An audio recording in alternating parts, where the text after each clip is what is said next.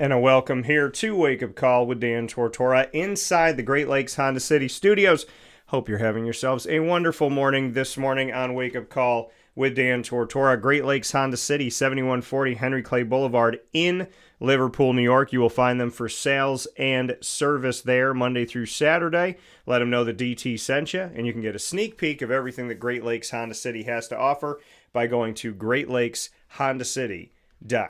With that being said, inside of MonPawsPopcorn.com's What's Poppin', here on the broadcast today, Jay Bird Lucas going to be joining me for the entire broadcast. Jason Lucas, sports and entertainment vet, here with me. I've been waiting to get Jason back on the show. Thought this was a good time because we are into college football. That's right, folks. The season's already on. I don't know what you're paying attention to. It's not week 0. I think it's week -3. But whatever it is, this season is already here with us. It is already upon us. I've been at Syracuse camp.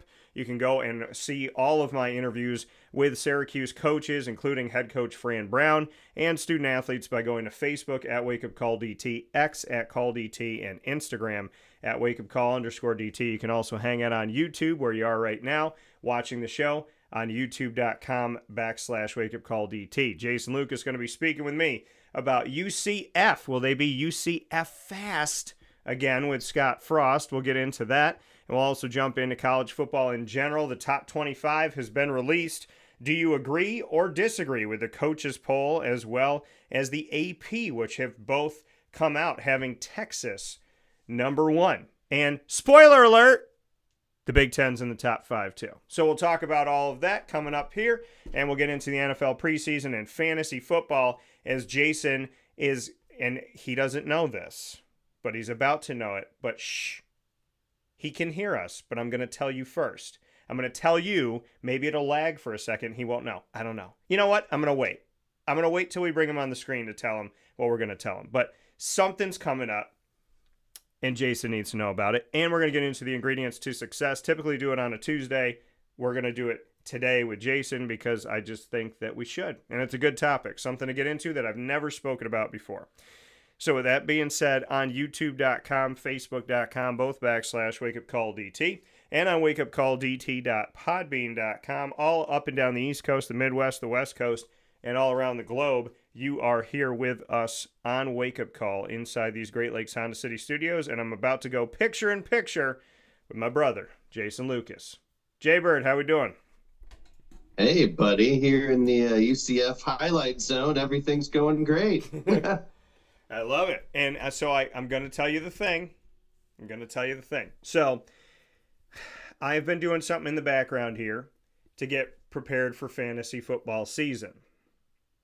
As some people can see, or you can't see, but it just brightened up a little bit here. There are 3 trees. I'll go ahead and, you know what, I'll grab them here. So there are these 3 babies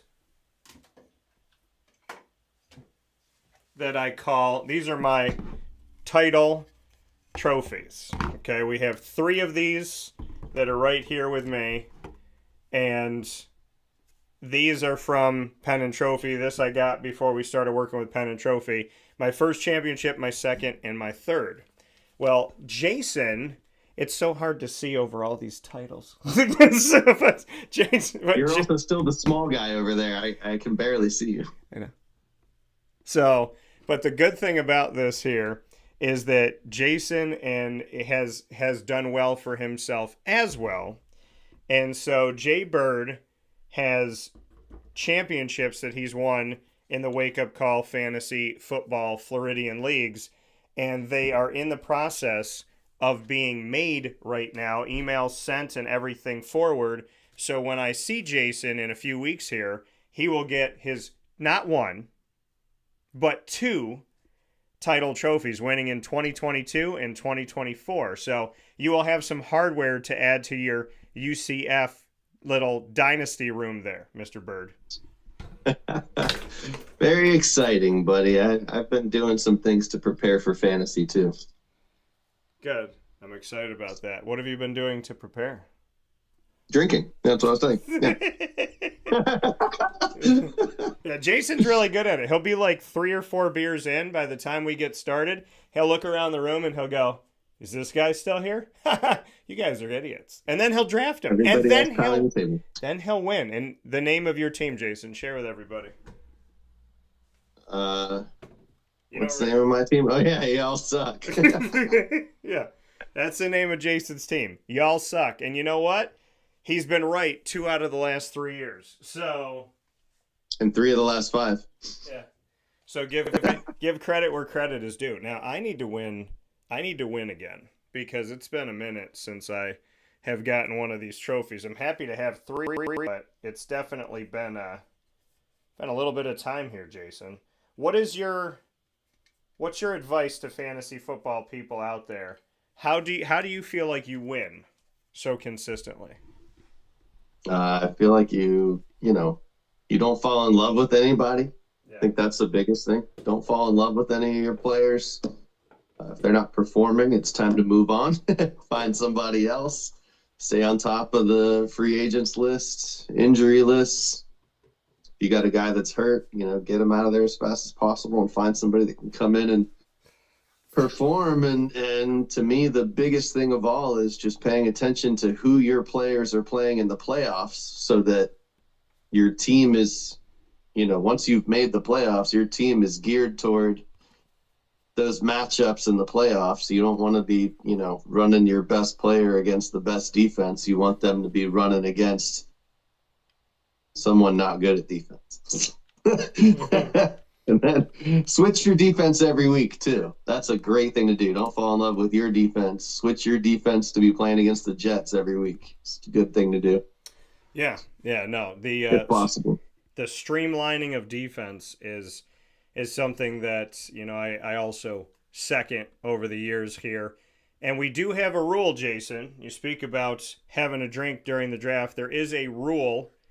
Some people abide by my rule. Some people don't think the rule is real. But in Florida, we abide by the rule.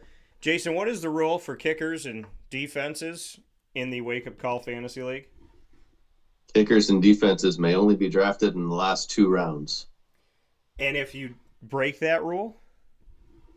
You're buying drinks, which, everybody down here has abided by it. I've never gotten a free drink, so.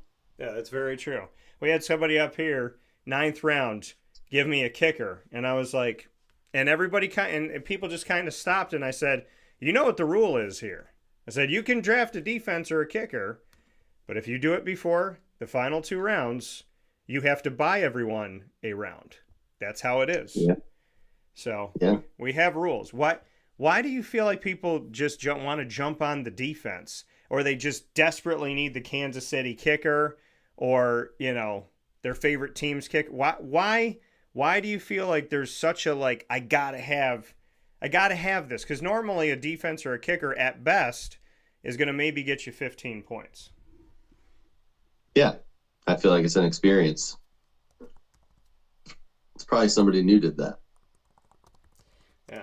Or people that I would hope. Were they somebody new? You would know. I don't know. But I mean, it's usually like somebody that really just loves a certain team, or they just want to get that kicker because they want to have the best at every position. So I didn't get the best tight end, I didn't get the best running back, I didn't get the best quarterback, so let me get the best kicker. And my whole thing is, it ain't worth it. And these kickers change so much now because guys miss because it's not as easy as it used to be. So, having that situation too, you got to look at it from that point of view of there's teams that'll have 5 different kickers in a season. So you don't want to fall in love with that. I think you streamline your kicker, unless you got one that you just think every week is going to be it. Streamline your kicker, streamline your defense. But Jason and I will get more into fantasy later on here on Wake Up Call with Dan Tortora inside the Great Lakes Honda City Studios. Jason, I like my studio. I enjoy it. I enjoy the fact that I can walk around. I enjoy the fact that I can show off a bunch of different things. We have all these different pieces that are here, and everything in the studio has a purpose. There's all these things off camera, too, that have a purpose. So I love being able to have that. But, I do have the opportunity to put something digital in here, and we've done it before in a way. And I feel like I should now that I'm watching the TVs behind you. Well, maybe it's time to upgrade to a little TCL. Yeah. So I do like it. I like what you've done there. With that being Well, you were said, going to get the pool. It's just too hot out today. oh yeah, no, listen, it's been so hot up here in Syracuse that I can't even imagine what it is down in my second home of the great state of Florida. I think they said one of the banks registered 104 yesterday when I was driving by. Yeah. Yeah, that sounds about right. Down here, they've been saying like 106, 108 heat index, and that's just, I try to stay inside. But put it this way, I'm driving around with a fan in my car, like that I plug in and like extra air in the car. Yeah. Yeah, that's the thing That hot. that people also don't get is it's like, if you're in Orlando, then and you're driving on the highway and whatnot, there's that because you're in the middle of the state. There's not a breeze, so you're driving around and there's just kind of stale air. And if you're stuck in traffic, you know how like your car gets colder as you move. Well, when you're not moving, that car will warm up. So that extra fan is actually a very smart thing to do that people may not be thinking of, but hopefully now we'll be doing. But I will say there's been more of a breeze in Orlando than not when I've been down there. There's actually like been a breeze that I'll enjoy because I'm used to not having one when we're down here. Seems to have thunderstorms coming, so be ready. That's very true. So, Jason, speaking of Orlando, we look at UCF right in the heart of Orlando, in the heart of the state of Florida. Scott Frost is back, and, I feel like people down in Florida would wish there was some type of a frost to cool them down. So, what are your thoughts on Mr. Frost coming back here in the second iteration of having a head coach in Mr. Scott Frost? Yeah, cautiously optimistic this time. I think last time it was just so excited to get away from George O'Leary. We're just like, finally, we can have names on our jerseys again. Yeah. So I think this time around it's cautious optimism. Just kind of looking at the schedule and who they play, like they should be able to pull out 4 or 5 wins pretty easily. And then conference play is going to be a crapshoot because I think almost every team in the conference reloaded with, between 50 and 70 new players. So it'll be interesting to see. And, I think every year it's going to be how your team comes together from the transfer portal. And that's just kind of what we're getting used to now. Yeah. Well, and you said a couple things there, and I want to get to what you just said, but I want to go back to George O'Leary. No names on jerseys. Thoughts on that? Because Penn State has done it before. We've seen other schools that decide, hey, like we're not going to put anyone's name on a jersey. It seems like you're not a fan of that, but just what are your thoughts on teams that decide not to do it? I know that obviously the military academy, you're seeing Army and Navy, and that's a little bit different, right? But your take on not seeing a name on a jersey? Well, I think as far as a fan's perspective, it's cool when you're winning. That whole, the name on the front is way more important than the name on the back. But the second you start losing, it's the first thing people complain about, not knowing who any of the players are. And the way that UCF did it back in the day, it was even worse because you also would struggle to see the number on the jersey because it would be like a gold on a white. Yeah. So if you went to a road game and you weren't sitting right up close, you couldn't even really see the numbers. So it was just run. No idea who it is. So no, I think it's a philosophy that some coaches come in with, or like the military academies. That's a little bit different. Yeah, I don't know. I think it's not the end of the world, but as long as you're successful, it's not even a topic as long as you're winning games. But the second you start losing, everybody's mad. Yeah. Well, I think that's what it comes down to, right? Is like people leave you alone on most things, but then when things aren't going well, all of a sudden, everything is bad. So, there's that complaint. Now, Gus Malzahn came to UCF, and the notion was that was it, right? I was at Auburn, UCF played us, they beat us, now I'm on the other side. And we're going to go here and we're going to build something great, and this is where I'm staying. And then he did something that's atypical typically, but maybe not in today's college football climate because of everything that's on a head coach. and Gus Malzahn decides to leave being a head coach to instead be a coordinator. Now, I have some thoughts about this because I was talking about this actually yesterday at Syracuse camp. We were just waiting for interviews, and I was talking about this. But I want to get your thoughts on it. Did you think that Gus Malzahn's days were numbered at UCF and it was an opportunistic, hey, I'm going to go over to Florida State and become a coordinator before they can let me go? Do you think there's something afoot at Florida State? What's your take on Gus Malzahn leaving being a head coach and having all the control to going to Florida State and not being the guy?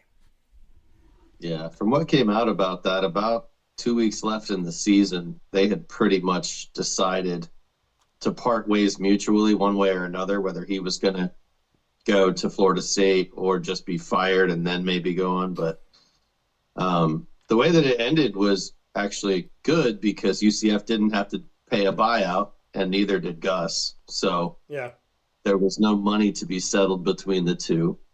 But you felt like toward the end of the season, there was a change had to happen.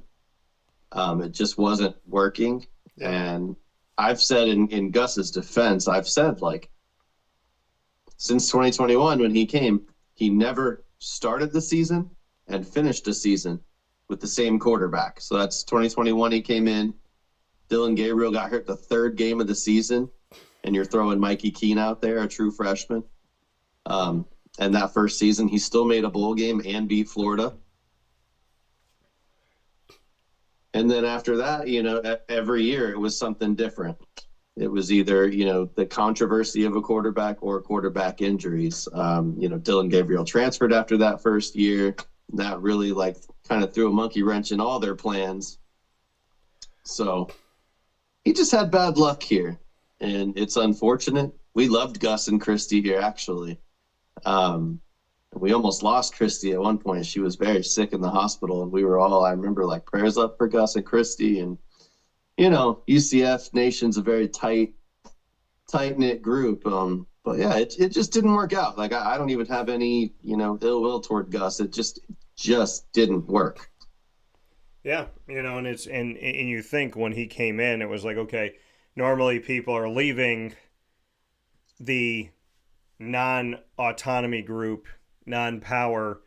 Normally they're leaving those non-powers, non-autonomies to go to power, to go to the autonomy group, the Big 12, Big 10, ACC, and SEC. In his case, he went the opposite route, and he went to UCF when we're talking about, this is a team that was transitioning from the American to the Big 12. So it kind of felt like, okay, maybe he's the torchbearer for the turning of the tide, and then it just didn't work. Now, I can't speak to what's happening at Florida State right now because I'm not physically there, and I don't like hearsay.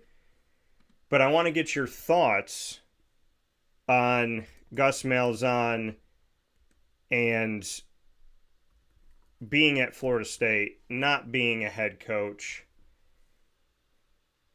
Because as we're here looking at this, and I have a take on it because I've been through other situations that I feel like can be similar, and I don't want to get into that yet. But when you're a head coach and then you're not a head coach, what are your thoughts on Gus Malzahn having to work under Mike Norvell? Yeah, no, I think it's a good move for him. I think, kind of like we saw how Nick Saban just pretty much quit college football. I feel like the old ball coach guys, they're all kind of like, dang, you know what? Maybe I could just go be a coordinator, and then I don't have to be the face of this and deal with all the pressure of the NIL and paying the players and this, that, and the other. Maybe I can just simplify it and coach ball. Maybe it'll be easier this way. So I think there's some of that. Hey, I'll take a demotion, but I mean, the coaches love football. Yeah. They do it because they love it. The guys that are there for the right reasons, they're doing it because they love it. Yeah. And I think Gus is one of those guys that, obviously an offensive genius from the high school level is where he got his start and made his way up through the ranks. Yeah. And I just think for him, it was time to kind of downsize and simplify. And obviously Florida State's big fan base, and there's going to be some pressure no matter who you are. I mean, they'll probably be out of there by week 3 if they're not scoring 40 points a game with Thomas Castellanos playing quarterback. Yeah. So, and I'm excited for that too. Thomas Castellanos was a kid that when he came out of high school, I was excited for him coming to UCF. He had some success at Boston College after that, and now he's, I think, looking to be the starter at Florida State. So yeah, it could be a good year for them. It could end up being a great move for Gus Malzahn that, he's back, a quarterback that he recruited, that he's familiar with. I don't know. I got a feeling he's going to do all right up there. And Mike Norvell's going to get that turned around and prove that last year was just a fluke. Yeah, and that's my hopes for Mike Norvell. And I've known him for a while. He was on the other side. Ironically, all this stuff that the sports world, we talk about, the world can be a small place, and the sports world can be even tinier. When you look at Mike Norvell and Gus Malzahn coming from UCF, Mike Norvell used to go up against UCF, used to get UCF's, try to get UCF's number in these American championship games. UCF had done a lot and had a lot of success with it. Now he has Gus Malzahn. He has Tommy Castellanos as his quarterback at Florida State, who was at BC and before that was at UCF. And Gus Malzahn would have been working with Tommy Castellanos had he stayed at UCF. So there's all this kind of connection here that's going on. And there's a theory that I have, and I don't want this theory to come to fruition, but like you said, there's something at Florida State in the sense of there's this expectation, and I know everybody wants to win, but Florida State won the last BCS championship with Jameis Winston, and they haven't won anything since then, national championship-wise. Now, they should have played in the national championship a couple of years ago, and I'll fight anybody on that. Yeah. But when you look at bringing in Gus Malzahn, is it Florida State's way of having a head coach in waiting if they don't like what Mike Norvell does this season? Is this a Doug Marrone, Gus Bradley situation of let me bring in a guy who's a head coach and make him a something and then just have him kind of sit here for a year or two, and then I can easily move him in? Is there a world where Gus Malzahn becomes the head coach of Florida State? And I don't want to say that because I respect Mike Norvell and I defend Mike Norvell because I feel like he needs time, and I feel like there's a lot of problems with Florida State that had nothing to do with him. But do you think that this move could be Florida State's way of lighting a little bit of a fire under Mike and saying, hey, he can be your coordinator or he could be your replacement? I guess that would require a little familiarity with how things work up there because, in my experience, the head coach pretty much just chooses his staff, and that's pretty autonomous. Yeah. So if there's somebody up there at FSU, trying to basically dig his grave for him, that's kind of a problem.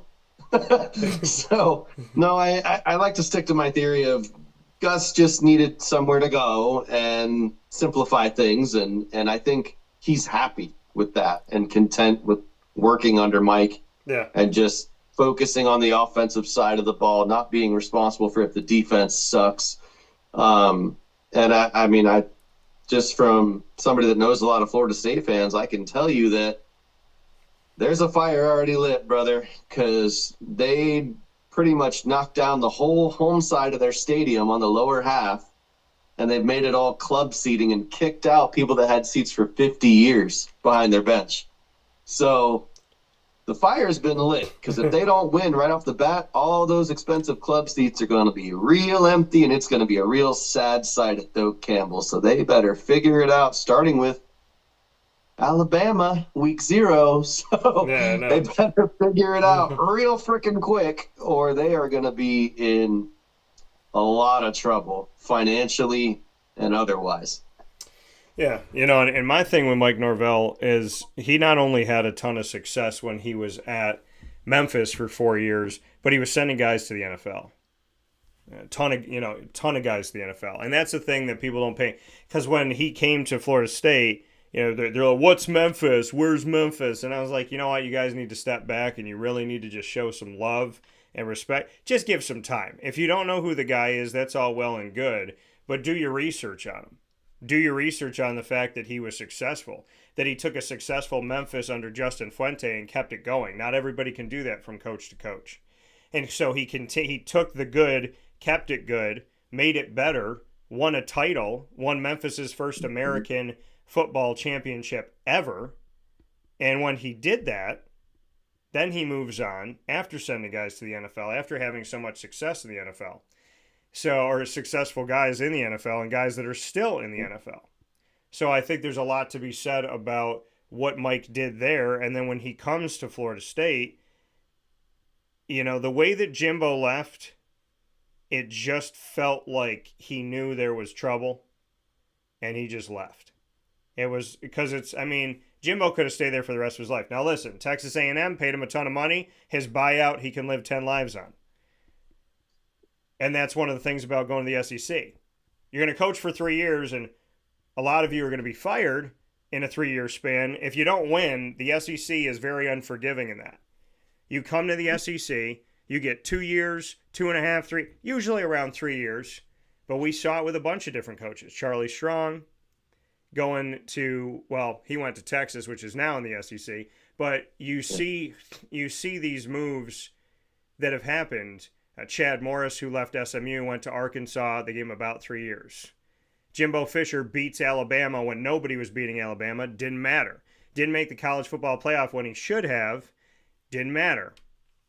And after those things happening in short time period to when they parted ways, it was like, okay, yeah, but right now things aren't going well. So the SEC doesn't give you a lot of time. However, they pay you a lot of money that you can live on for more than your life is going to have you on this earth. So to get back to my point of where things are at, Jimbo Fisher, to me, when he left, it just felt like, okay, you leave, you get paid more. But if you stay at Florida State, they're going to erect a statue of you. They're going to name buildings. They're going to put your name on. They're going to put your name all over the place. And, you're going to leave when you want to leave for the most part. But when he left and Willie Taggart came in, Willie Taggart spoke with me on a teleconference call and had spoken about, I'm still going through this locker room trying to figure out who wants to be here and who doesn't want to be here. And that was 2-3 weeks in. And he was given 1.5 years, which was completely disrespectful. And then after that, you bring in Mike Norvell, and then COVID hits, and they play 5 games. And so, I don't think Mike has been given enough time. And whenever people say how long he's been there, I take 0.5 year off because the COVID year was ridiculous. But, do you think that Florida State, do you think there is a cultural problem? Because there was an essence of that talking with Willie Taggart. There feels like after hearing Mike Norvell at ACC Kickoff when I was in Charlotte a few weeks ago, that there was still an essence of, let's make sure we got the right people here. So do you think that Florida State has kind of just been a cultural issue that needed to be adjusted? Yeah, I think they just were a mess last season. I think a lot of things happened to them that were pretty unfortunate. And I want to make clear to everyone at home that I'm just on a cell phone, so I don't have like a laptop or anything, that I'm just typing this up and coming up with anything. But I'm pretty sure Mike Norvell had, between those two teams in 17 and 18 that played UCF in the championship games, 17 players go to the NFL off of those two football teams. Darrell Henderson, probably the best running back in the country that year, was on those teams. So he had a lot of talent that he went out and found and brought into Memphis, and they were some very good football teams. I think he can do that at Florida State.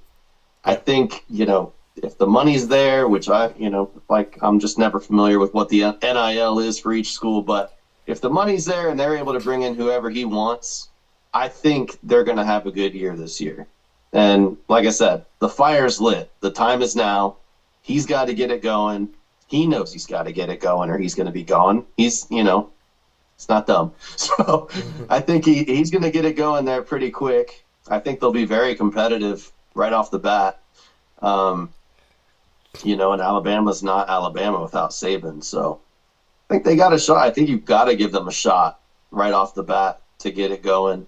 Yeah. And the ACC has never been the toughest conference in college football, so conference schedule wise, probably not that tough. Should be able to have a good year again. Well, in my hope for Florida State and for Mike Norvell is that they figure things out, because Mike Norvell is somebody, again, that I respect tremendously and got to know him the whole time he was at Memphis and all the time he's been at Florida State. We just did a one-on-one at the ACC kickoff, and I want to thank Florida State for that, because I'm sure he's got a lot of people trying to speak with him. So I do want to thank Florida State for respecting our relationship and giving me that opportunity to speak with Mike. I also want to shout out Mike's suits. He's got that, like, the Florida State colors, but the suits that he wears, very, like, he's got it down. Pat Narduzzi's good at it too. But yeah, I mean, Mike, and when he stepped to the podium, Jason, and you and I are not about the sensationalization of the media, right? We're not about the, oh my gosh, it's just the clickbait, we'll call it. So, and the thing about Gus Malzahn, to me, not a clickbait thing, just a thought in my head. Like, you're bringing in a head coach. There's, obviously frustration at Florida State that goes beyond Mike Norvell. So are they doing this in any way to be bothersome? And, you don't want that to be the case.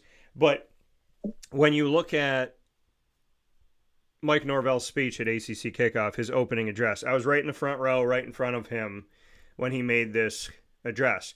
Now, knowing Mike and being around Mike and getting to talk with Mike as a human, I support him. I mean, he has never given me a reason to not support that guy. And he went up to the podium, and he was the first one on the second day at the ACC kickoff in Charlotte, North Carolina. So he walks up to it. It's like 10 a.m., and he just gets up to the mic, and he just starts telling you exactly what we're going to do and how we are going to do it.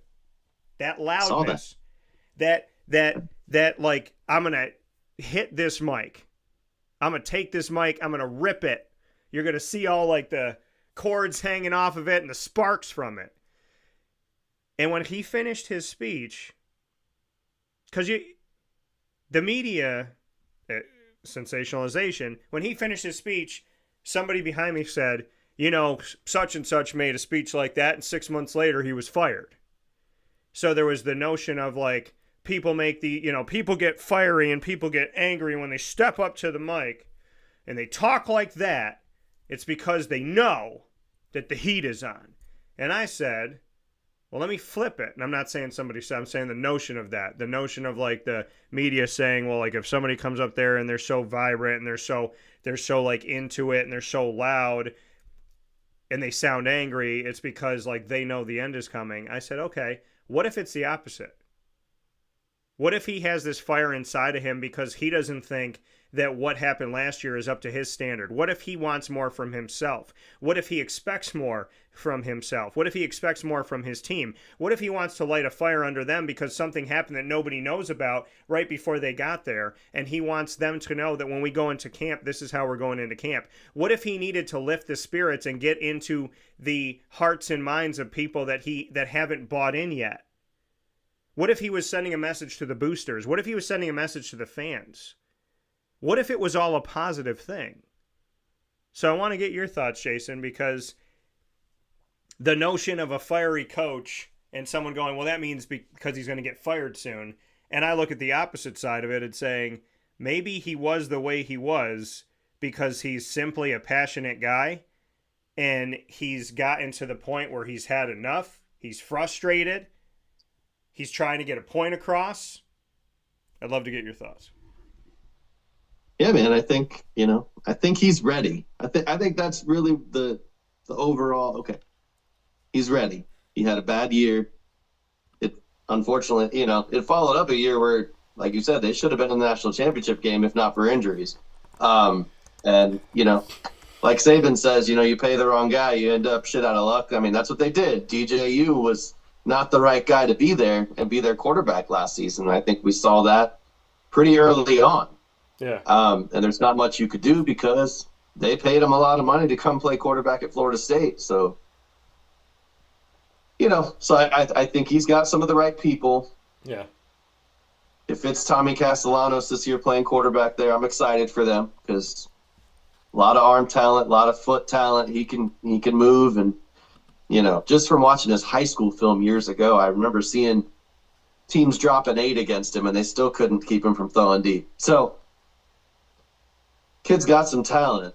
I really think that they've got a shot this year, and I think that from Mike's perspective, he knows that. He knows they've got a good shot to be competitive this year.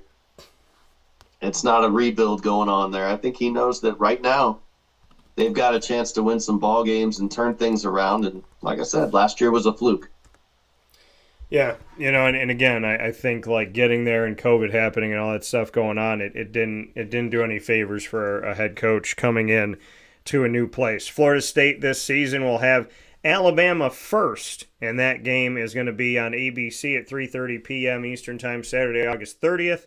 Then they have East Texas A&M. Raise your hand if you knew that there was a Texas A&M and an East Texas A&M. Neither hand was raised for those of you that are listening on radio. Kent State, Virginia. It's no offense, I just didn't know. Kent State, Virginia, Miami, who's ranked, Pittsburgh, at Stanford, Wake Forest, at Clemson. That'll be a great game. Virginia Tech, at NC State, and at Florida, of course, at the end of the season. So we do have a bunch of these games going on. The Virginia game is on the road. Stanford is on the road. So, I mean, it does look somewhat favorable for Florida State, but we shall see. I want to flash back to Orlando, though, for your team in UCF. Your quarterback, we talk about quarterbacks, and Tommy Castellanos, former UCF quarterback, and now the quarterback of the Florida State Seminoles, it looks like. And I got to speak with him last year when he was at BC. Then he came back to the ACC kickoff with Florida State, and that's a normal thing now, to see the same player in back-to-back years representing another team. And I'm like, how's the hallway like when y'all are passing each other? So taking a look at UCF, when we look at quarterback, Taven Jackson, who is a redshirt junior transfer, Ja'Cory Brown, who's back, but was a redshirt senior, or he's a redshirt senior now. He was a transfer, so he didn't start at UCF, but he's back. Taven Jackson transferred in, Cam Fancher transferred in, and Davey Belfort transferred in. So there's not a single quarterback that I'm looking at on the depth chart at UCF that didn't transfer into UCF at some point. 3 of the 4 have just transferred in. So what's the quarterback situation like, Jay? Terrified. I hope you can go back and play this clip in week 12 and understand that today, August 12th, I am completely terrified because Ja'Cory Brown's the only one I've really seen, spent any time watching, obviously last season, and he lost the job pretty quick. So I'm terrified today. Cam Fancher, I've seen a little bit. It wasn't good. He was at, FAU last year? Wasn't good.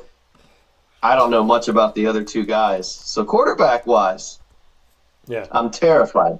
The only thing I can say for that is the quarterback coach at UCF is Mackenzie Milton, who put up all sorts of crazy numbers under Scott Frost. So he can obviously read a defense good and, hopefully teach somebody else how to do it and play how he played. Like, I wish there was a video game controller and he could just control our quarterback from the sideline. Yeah. I'm terrified, Dan. I really am. Like, I don't know how it's gonna go. I felt like, Ja'Cory Brown had his moments last year where he hit like a deep ball or 2, but he wasn't real accurate. Yeah. He can move. He can run. But I don't know which way Frost is going to go. Nobody knows. He hasn't said anything in any of his – I've tried to listen to every press conference. He hasn't leaned this way or that way as they've gone through the first couple weeks of fall camp. So nobody knows who's going to be behind. They could snap the ball to Miles Montgomery and maybe have a better chance. I don't know. Mentally, the terrified Jason, the way I'm thinking, snap it to the running back and you might have a better chance at this point. Yeah. I don't know. I'm terrified, and I don't know anything about the other quarterbacks, and that's why I can't really say much right now because I don't know much. Well, the thing is, when we take a look at this, and I'm looking at their depth chart right now going into the season, and on one of these sites, they're color coded. The color coding that lets me know it's a transfer, it's all over UCF. Their wide receiver core, tons of transfer names coming in. Chris Domerkant, as well as DJ Black, Dwayne Thomas Jr., Marcus Burke, Rick Darius Farmer, all transferring in at wide receiver.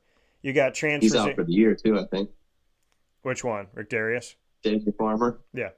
So he's out for the year. I think he tore his ACL. So you have all those new names. You have a bunch of new names on the offensive line. Your tight end in Dylan Wade transferred in. Max Drag also a transfer in. We talked about the quarterbacks.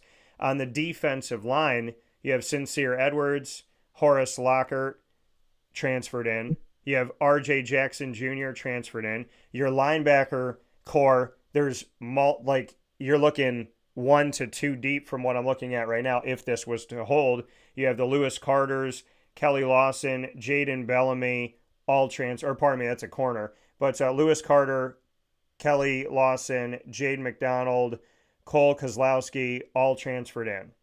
And then Jaden Bellamy, he transferred in. He used to be at Syracuse. So you got that corner. You have Philip Dunham. You have Isaiah Reed. Those are all transfers when we're talking about DBs. And then you have Jaden Gould, who also was at Syracuse. You have Jaden Williams, DJ Bell. These are all transfers on the defensive side of the ball in the secondary. And then you have your place kicker, kickoff, long snapper, holder, and a couple of the punt returners, all transfers.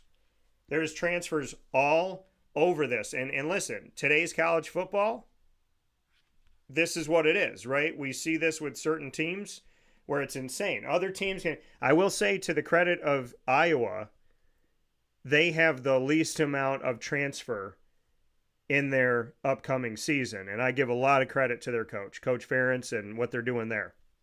But continuity, brother. Right. I mean, you look at it now, Jason. Do you say that UCF's roster is filled with new names and faces because that's simply just today's college football? Or is it because of the coaching change that you think, good or bad, this is such a new UCF team? Yeah, I think, as soon as the coach changes anywhere, you're going to see a mass turnover of the roster. I think that's the biggest thing is when you change the coach, the roster's going to turn over. And I think as the Malzahn era went on, we really got kind of this is different than what Scott Frost was doing and what Josh Heupel was doing offensively. Because even though Gus wanted to go fast, he didn't really want to often go deep. A lot of screens and stuff like that in the Malzahn offense that, we had some of those, but they weren't so frequent. No. I feel like, Gus wanted to run the ball a lot more, whereas it was a lot more balance when it was Frost and Heupel. Yeah. In fact, I think I was watching a Heupel game the other day, and there was like a yard of difference between the passing yards and the rushing yards late in the season. So I think, when you think about the philosophy of the coach, you're definitely going to get a different style of player. And, with Frost, he wants the fastest guy possible out there at every position. So I think that's probably what he did. And from the little bit of film I've seen of practice, it's a lot of speed on that field. And you still got the local guys. Still got Cam and the twins there on defense. So, and Braden Marshall. So a lot of guys that I covered in high school are still on the team. They chose to stay local when they could have transferred. But it's going to be an interesting year at UCF. Like I said, I'm just nervous as hell. Yeah, I mean, and Jaden Bellamy, Jaden Gould coming from Syracuse, interested to see what that's going to look like. Jason, before we take our first step aside here inside the Great Lakes Honda City Studios on Wake Up Call with Dan Tortora, I can't help myself with the D coordinator and safeties coach, because when there's a first like big time hit or a sack, I really want to put out, "You're a mean one, Alex Grinch." So I want to get your thoughts. Yeah. Yeah. What are your thoughts on Alex Grinch? Don't really know much about him yet until the season starts. I know our defense was no good last year, so Yeah. let's hope it's an improvement. And it's like I said, there's a lot of the same guys still there. That's the one spot where there are some returners. Just hope it's better. I hope he does a better job than the last coach they had, defensive coordinator. He was suing the school over bonuses or something when he left. So let's hope it. Oh yeah, Ted Roof was his name. Yeah, let's hope this goes better. I just hope Grinch does a better job, and we have a defense that can keep us in ball games, and we're not getting blown out. That'd be great. Well, hindsight 2020, Jay Bird and I will talk about this after the fast break. Was moving to the Big 12 the right decision for UCF, leaving the American? We'll talk about that right after this on Wake Up Call with Dan Tortora inside the Great Lakes Honda City studio. Stay with us. Hi, this is Amy from Mother's Cupboard, home of the Whole Frittata. We are open daily 6 a.m. to 1:30 p.m. For takeout orders, call 315-432-0942 and tune in to Wake Up Call with Dan Tortora for our monthly food challenge and try our Wake Up Call signature menu item available 7 days a week.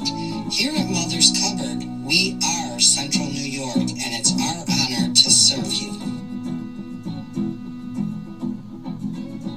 Ma and Pa's Kettle Corn and Popcorn Factory remind us that every day is worth celebrating at 201 7th North Street in Liverpool, New York. Open Monday through Saturday in-store and always online at maandpaspopcorn.com. Serving our Central New York community and beyond, order anywhere, anytime at maandpaspopcorn.com. Stop in to get a tin at Ma and Pa's on 201 7th North Street in Liverpool, New York to get your half-price refills for the rest of your life.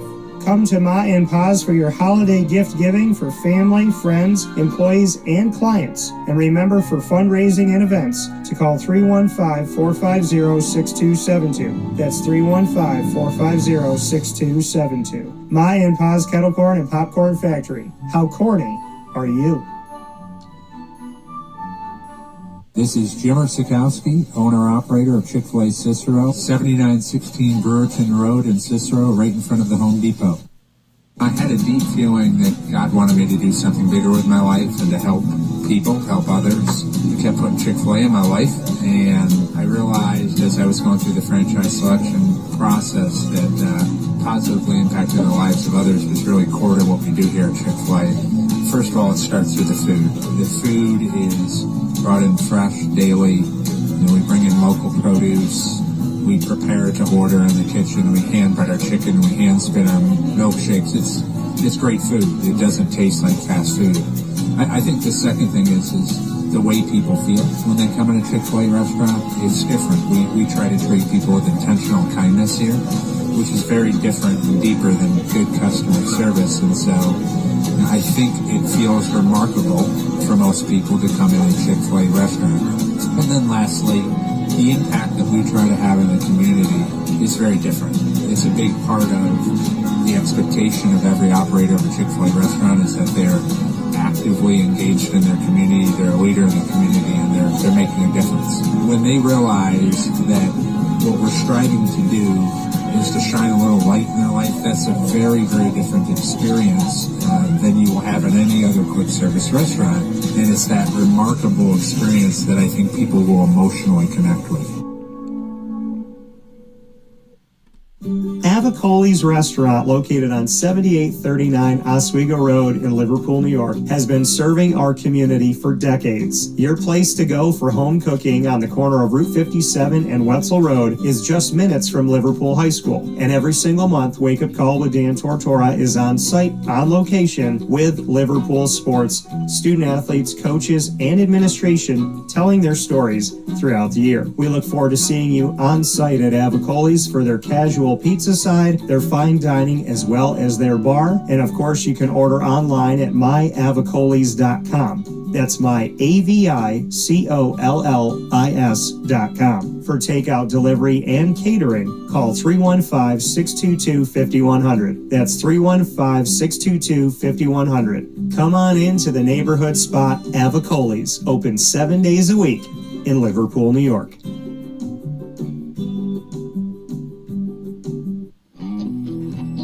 K9 Campground Dog Boarding is your home away from home for your furry-loving friends. Open 7 days a week with drop-off and pickup times in the morning and later on in the day and early evening. K9 Campground Dog Boarding is the spot to trust with your dog for short and long-term stays. Call 315-299-4013 for more information. That's 315-299-4013, and go to k9campground.com as well. That's K9, ground.com, where you will find all of the information on their different cabins, which include the classic cabin, executive cabin, grand cabin, and luxury cabin. K9 Campground Dog Boarding, where your dog will have indoor and outdoor areas as well as their own private cabin for any size, any breed, as well as dogs with different needs. Dog parents and dogs alike choose K9 Campground Dog Boarding. Isn't that right, Lily?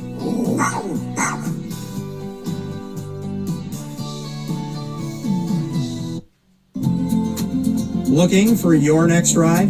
Look no further than Great Lakes Honda City, located on 7140 Henry Clay Boulevard in Liverpool, New York. Serving our community for decades, their new and pre-owned vast array of vehicles are available to you Monday through Saturday on site. To search from home, shop at GreatLakesHondaCity.com.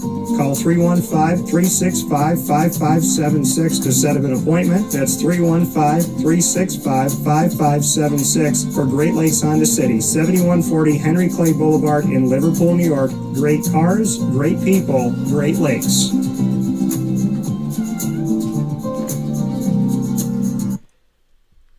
And a welcome back here to Wake Up Call with Dan Tortora, where sports truly meets that thing called life. I want to give a shout out to Chick-fil-A DeWitt, the newest Chick-fil-A in Central New York. You want to make sure you head out to the corner of Bridge and Erie today and every Monday through Saturday. As you know, they're closed on the Lord's Day on Sundays. Make sure you head out to Chick-fil-A and celebrate with them the Taj Mahal of Chick-fil-A's. This thing is massive. You cannot miss it.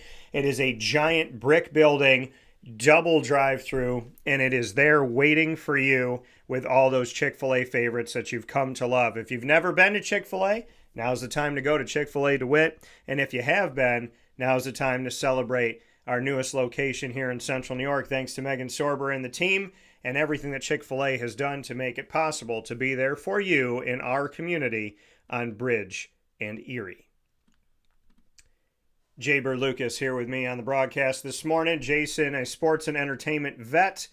The question, UCF, hindsight 2020, was it right for them to leave the American and go to the Big 12? So I'm going to bring out some memorabilia here real quick. Okay. You may have seen it during the commercial. I don't know if you saw this or not. Can you see that good? Who signed that? Dante Culpepper. Dante Culpepper. Back when UCF's logo was like that. Yeah. They were independent. You ever seen a football made by Rawlings? Yes. These were the game balls back in, I think I got this from 98. So I think to myself when you ask me that question, if 15-year-old Jason, who's now 42, walked up to Dante and said, could you sign this ball? And hey, by the way, it's going to take about 25 years, but we're going to be in the Big 12 conference. How amazing do you think that would be? Do you think he would say, nah, it's a mistake. We should just try to stay in whatever conference we're in? Why would we want to be in a highly competitive conference that we have to always try to get better and win in? And one thing that really sticks out to me is UCF has something in their alma mater lyrics that say, ever upwards in our flight. And that's kind of what I've always thought. Little kid Jason was always like, wouldn't it be cool if we were in the SEC, the ACC, or the Big 12 or whatever? Yeah. And we got to, our opponents, we don't have to look up where they're from. We know where Kansas and West Virginia and all these big names that come in now. I grew up watching Colorado, like that. They're in our conference. Like, that's insane. In the first year we were in the conference, Texas and Oklahoma, with Oklahoma was on our schedule the first year. So I don't think so. I think that, these are growing pains, and this is what it takes. You're getting to where you're going to start seeing the money that everybody else sees every year, starting now. So UCF, it's growing up. The stadium is under construction for more boxes and media right now, and they're eventually going to be putting a third deck on it. So no, it's just going to be some time. And I think, Scott Frost coming in, one of the first things he said was, we're not going undefeated this year. Just letting y'all know, yeah, it's going to take some time to build this thing. And Rome wasn't built in a day. UCF football definitely wasn't built in a day, but it's still, when you look at how long it's been around, 1979. Yeah. They're the fastest growing football program in the country. 2 New Year's Six Bowls, we've been good. Yeah. So I think the day is coming that we're going to be good again. Probably won't be this year.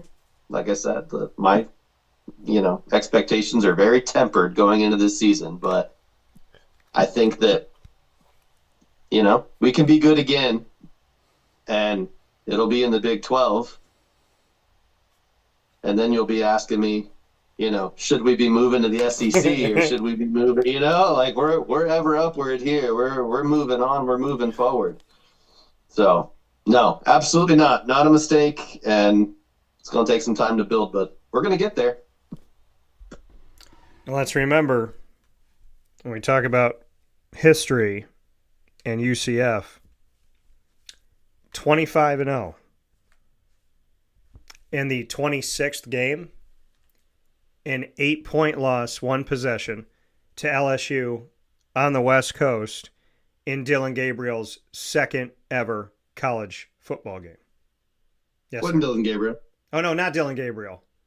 Hold Daryl on. Mack. What'd you say? Daryl Mack. Yeah, Daryl Mack's second game, right? Because of the injury. Yep. KZ got hurt in the USF game. Yeah. Daryl Mack beat Memphis in the championship with the greatest second-half performance I've ever seen. Shout out Daryl Mack. 4 rushing touchdowns in the second half against Memphis. 56-41 win when they were down 17 at half. Yeah. And then coming back in that game. And I apologize to Daryl because I've been saying Dylan for years. Dylan didn't come until the next season was his true freshman year. So that's my fault. And my bad on that. But the point stays the same. A guy who's been asked to step up in his second ever college game and lose by 8. And then people go, see, they're not that good. And I say to myself, you were waiting for that. 5th game, 10th game, 18th game, 20th game, 25th game. Whenever they lose, we're going to say, see. And my response... Still scored 32 on an SEC defense that had... What's that guy on the Bucks? His last name's White. Yes, it's the guy that I thought was going Devin White? Yeah, the guy that I thought was... Well, not I thought was. I wanted him to be a Jaguar. That was my hope. But yeah, Devin White. Yeah, they had some players on that LSU defense too, and they could not stop Daryl Mack and that offense. They struggled, and UCF was up 14-0, and a questionable call, we'll call it, a questionable personal foul gave LSU a first down, and that game changed completely. And I will also make mention, going off of that they faced another SEC team in a bowl game within those 25 straight victories. That team, Auburn. Auburn that year was the only team in the nation to defeat Alabama and Georgia. Auburn was not asked to be in the college football playoff. Alabama and Georgia played for the national championship game. So who were considered to be the two best teams in the country were beat by Auburn. And who beat Auburn that year? UCF. And to even go farther, as Jason says, ever upward,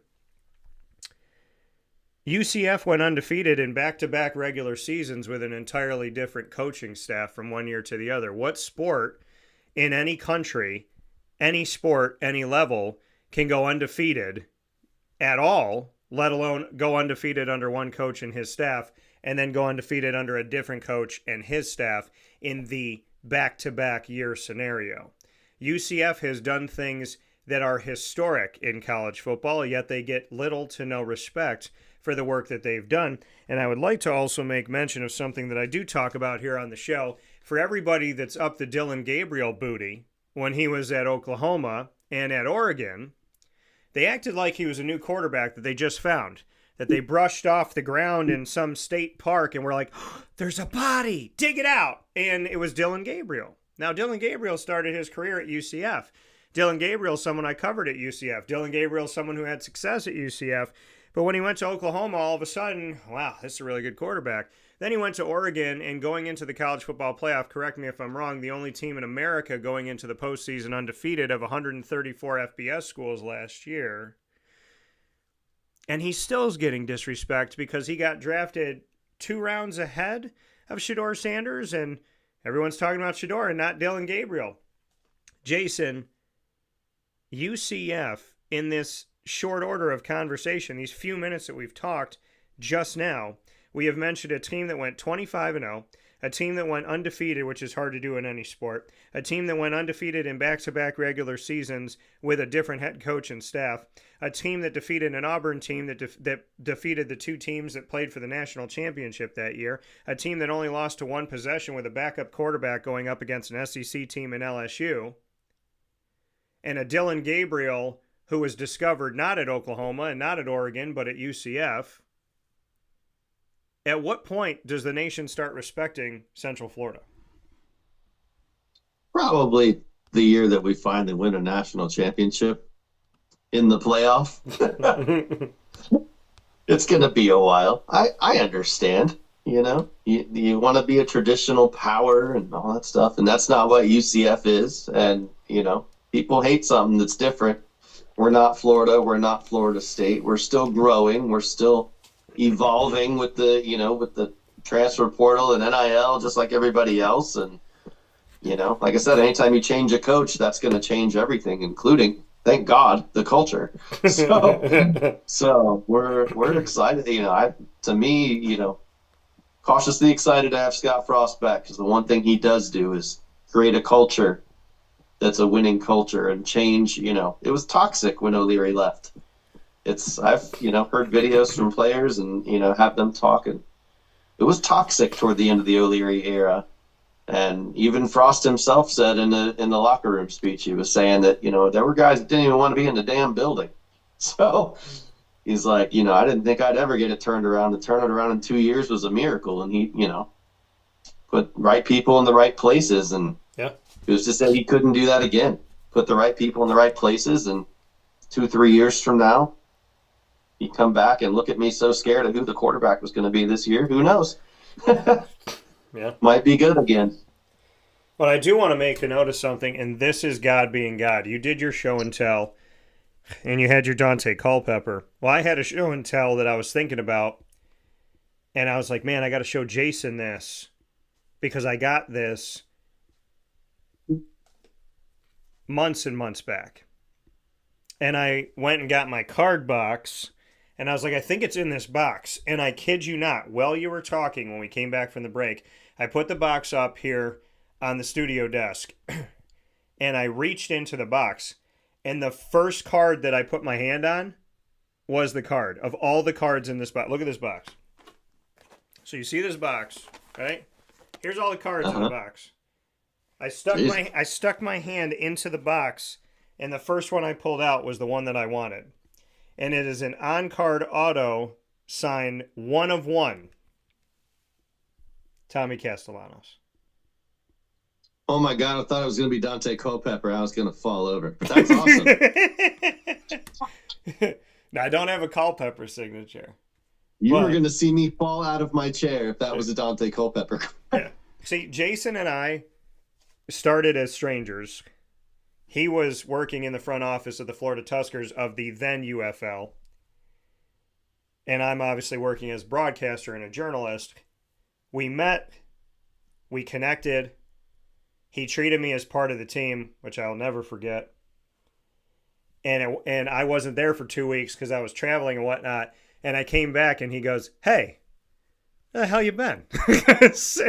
And I remember he's like what was going on? And then there was a day where it was so hot and we literally just laid on the ground side by side. Instead of standing on the sideline, we laid on the sideline. And as we were talking, we were looking at the smoke coming up through the turf in what was, this practice field and then the stadium of what is now Camping World.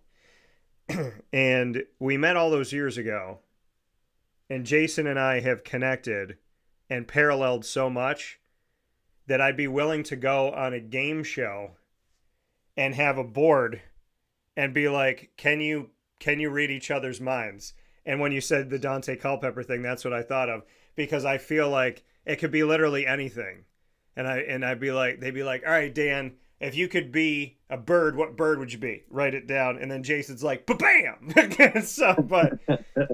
But we definitely have connected in this sports world. And, there are so many good people in this sports world. And to me, Jay, and I know I'm taking a break in the action here, but you really are one of the most genuine, hardworking, good people in and out of, on and off the field, I'll say. And having worked in sports for 21 years now, over 21 years, I can honestly tell you that there are people like you, and then there is the nightmarish, I'm 21 years into being a broadcaster. I have spoken with over 5,000 people. I have been at the College Football Playoff National Championship. I've been at the NCAA Final Four and the championship games. I've been credentialed with Major League Baseball, National Basketball Association, National Football League, the NCAA, the College Football Playoff, bowl season. I have held credentials with places for over a decade. And I'm still speaking with people that did the job that you did. And they're still saying, "Yeah, well, there's fan sites and there's websites and you got to prove yourself. And I don't know if we have space for you." So I just want to say that I thank you for being somebody who gave somebody a chance. And I thank the other people that have done things like that, the Gary Stokens and the Scotty Rogers of the world. Because 13 years in owning my own company and 21 years in being a broadcaster, am still writing emails to people trying to tell them that, yes, we live in a world where social media, everybody thinks they're a broadcaster. And yes, people start a website and maybe it's not real. And yes, there are people in press boxes that are not professional. But I cannot tell you more than, it's like, how many layers do you need for me to prove what I've done? And you gave me a chance when there wasn't as many layers there. There wasn't as many years there. There wasn't as many interviews there. I've always been the same person, and I'd like to think I've grown, but you gave me an opportunity that other people would have looked the other way. It was a professional team, and I just was reaching out to places, hoping to build bridges, network, and become stronger. Little did I know that God was going to give me family, but I want to say thank you. Of course, buddy. Said it a million times in the UFL, especially that season. Like, there was the media that you knew, they were on assignment.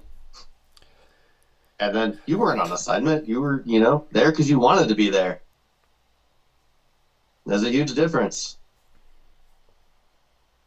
You gave a shit about the players. You wanted to talk to them and tell their stories and get to know them. And you've done that your entire career.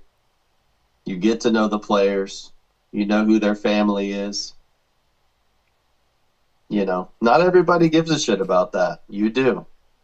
And if PR people or whatever, the ACC or Syracuse or any of them don't see it, that's their problem. You know, they're missing out on somebody that's going to come in and tell their players stories.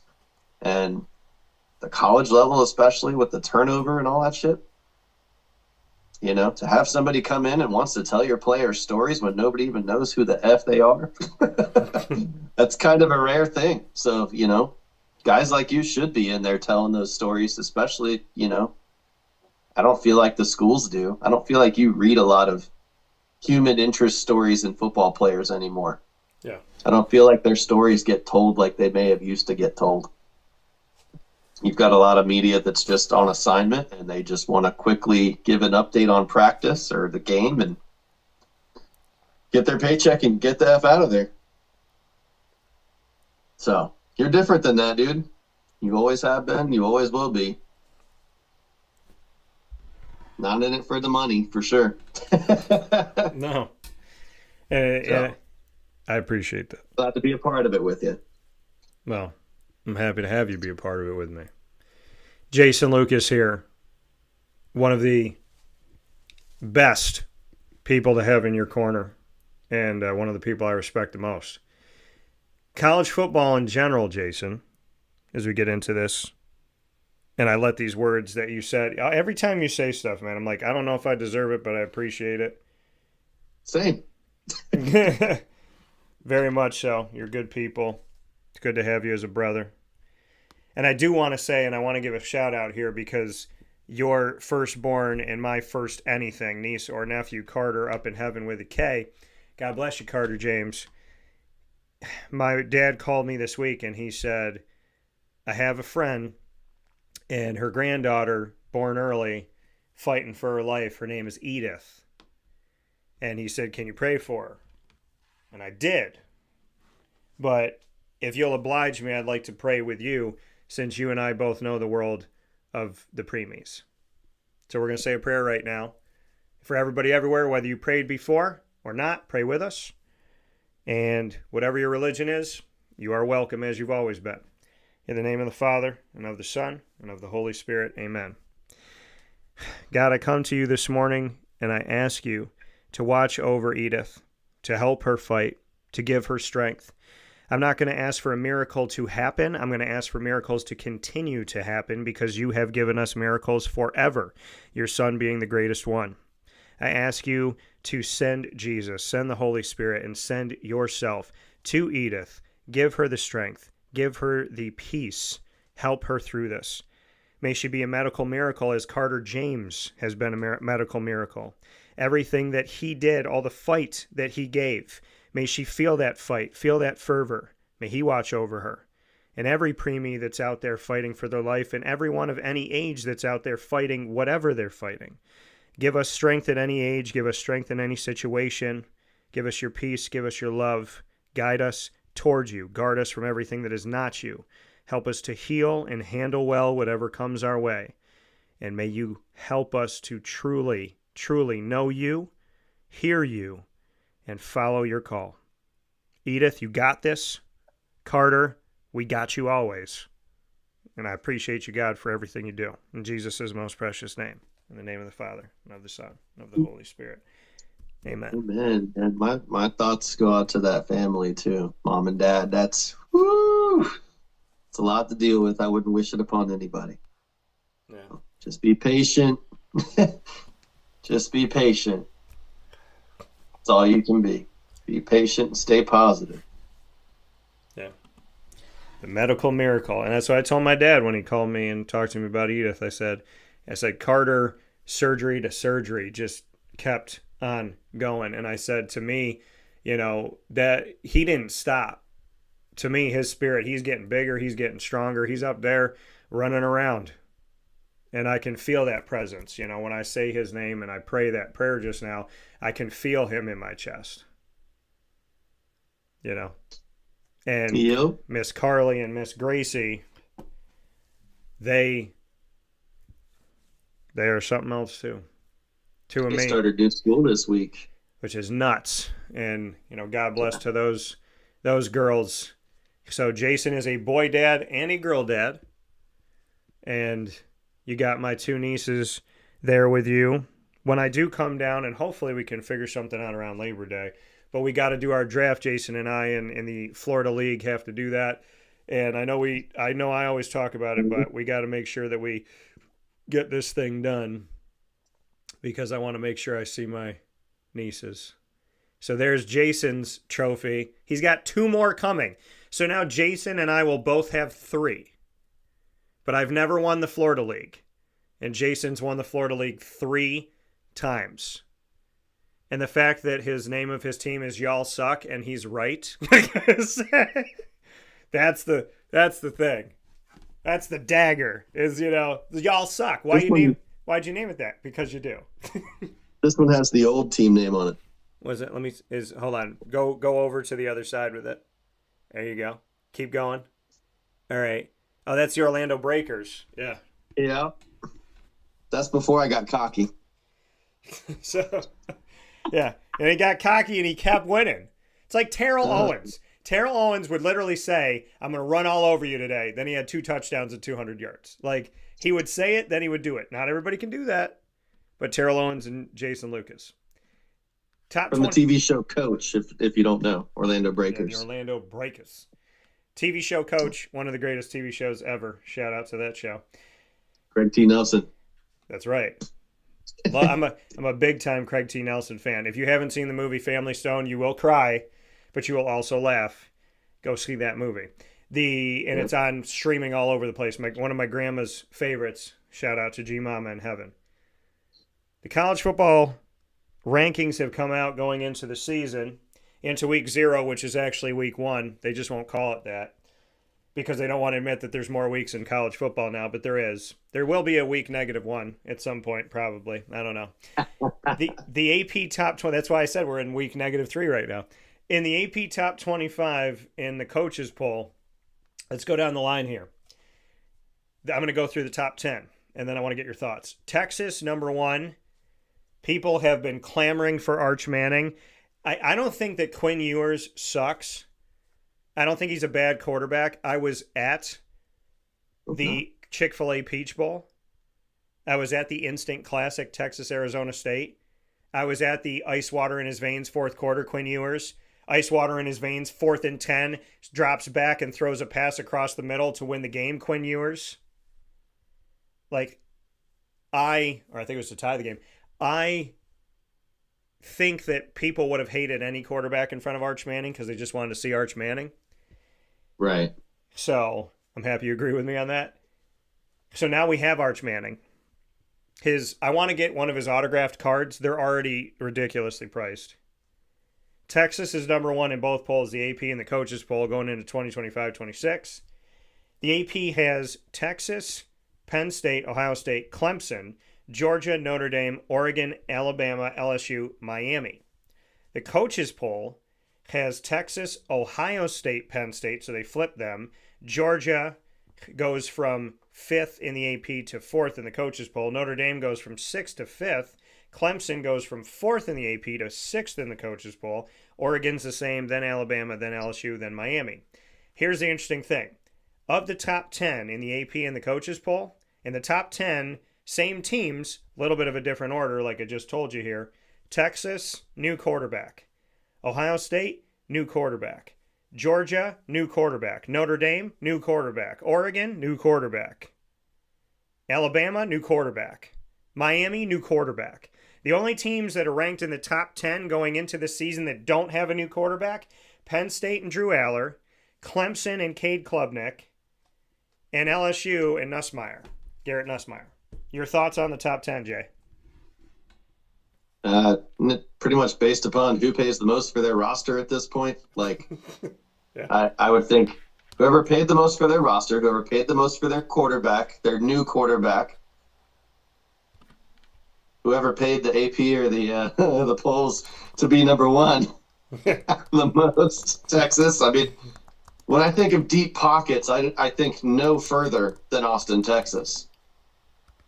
And and what they've always had there, with the Longhorn Network and good God, everything else. Like, I think they're going to be preseason number one every year. That's crazy. Going forward. So, hard to say what anybody's going to be on the field this year. Honestly, everybody's got turnover. Yeah. So, Texas could be unranked by week 4. Like, who knows? Who knows? Hopefully they paid the right people, Nick Saban. Hopefully. Well, and that's the thing. When you look at this, like I said, of the top 10, 7 of the 10 teams have a new quarterback. 7. Yeah. 70% of the nation's top 10 ranked teams going into the 25-26 season have a new quarterback. And then you look at some of the rest of these and you say, okay, Arizona State, they lost Scadaboo. Illinois, they're ranked 12th. I have no idea why. South Carolina, Lenora Sellers, who was committed to Syracuse and then decommitted and then committed to South Carolina in his home state. He's one of the quarterbacks that's known nationally right now. There's a lot of high hopes for South Carolina, who finished the season strong and played spoiler to a bunch of teams last year. You got Florida, 15th in the AP, 17th in the coaches poll.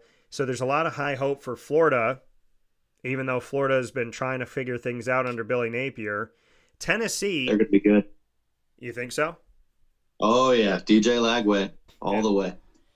So, and that's coming from a UCF fan. Now, the biggest switch or the biggest difference in seeding in the top 25 is Tennessee. Tennessee is 18th in the coaches poll, 24th in the AP. And we know that they have a new quarterback as well. I am believing.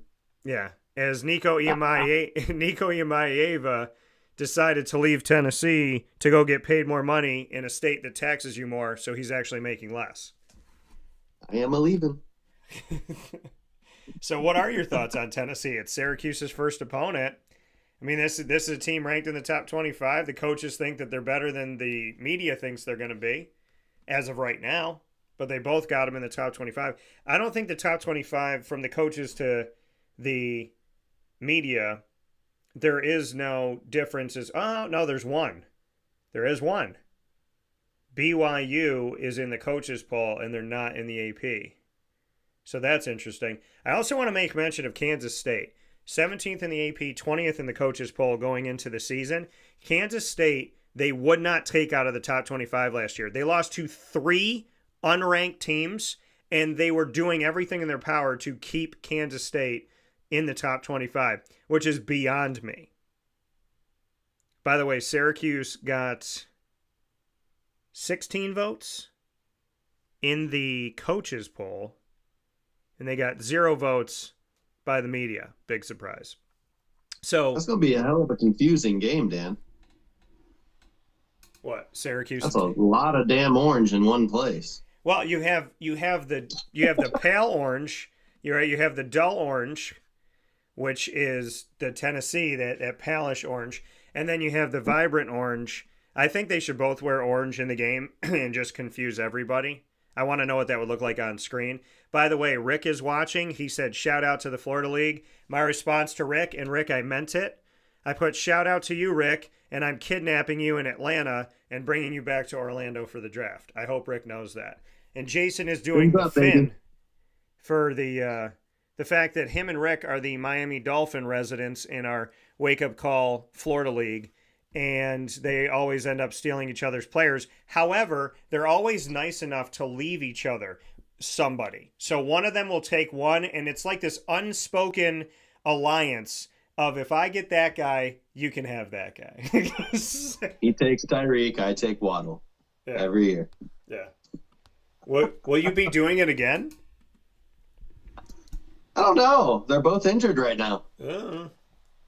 Both of them are sitting out camp with injuries, with nagging injuries. Here's my thing with you, Jay, because we talked about quarterbacks and we've spoken about a bunch of things. I want to get back to the college football side of it in a second, but Tua Tagovailoa, your quarterback, Miami, you like him, I like him. Here's my thing. As much as I like him, I want him. And Rick saw the fin, and he sent back to you a bunch of dolphin emojis. Either. So I feel like the Jaguar are left out of this conversation. But anyways, so there's this thing, right, with Tua that he's been hitting the head a lot. And I'd prefer if he's not, slurring his words for the rest of his life. I'd prefer him to not be dead. And I'm a big fan of Tua. Big fan of Tua. I've been a fan of Tua since I watched an interview and they put the Hawaiian lei on him and he was talking about God and family was around him. I just feel like if I was Tua and we have the relationship that we have, Jason, I'd want you to call me and I'd want you to tell me to stop playing football. And I just want to get your thoughts on Tua because I like him. And Miami is so much better with him. But this world needs to not be without him. And I'm to the point where I'm like, how many times is it now? 9? I mean, at what point does somebody say to Tua, be a coach, be a quarterback? Like, I love the fact he wants to be on the field. I love the fact that he loves the game. I love it. And I also am like in the back of my mind thinking about him and like every week, is he going to get hit? Is he going to be okay? I don't want to see this man lay on the field. That's all I'm saying. And I want to get your thoughts because we both love Tua.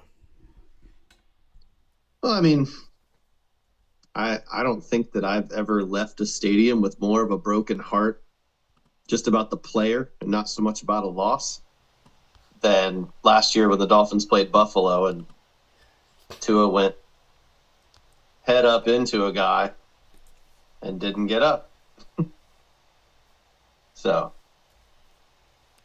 I mean, it's his decision to make. Yeah. If he feels like he's healed, and that's the thing is you can go to, whatever jiu-jitsu he did and learn how to fall, and that's great. But what you can't teach him is to be a little bit less of a competitor.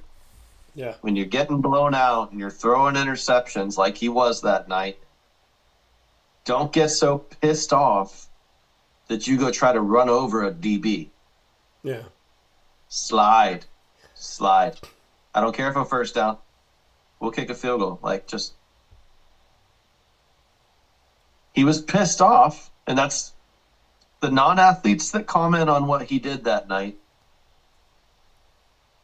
They don't understand what it is to be an athlete and be down by, I think they were down 18 points or 23 points at that time. Yeah. And a lot of it had to do with him throwing picks. Yeah.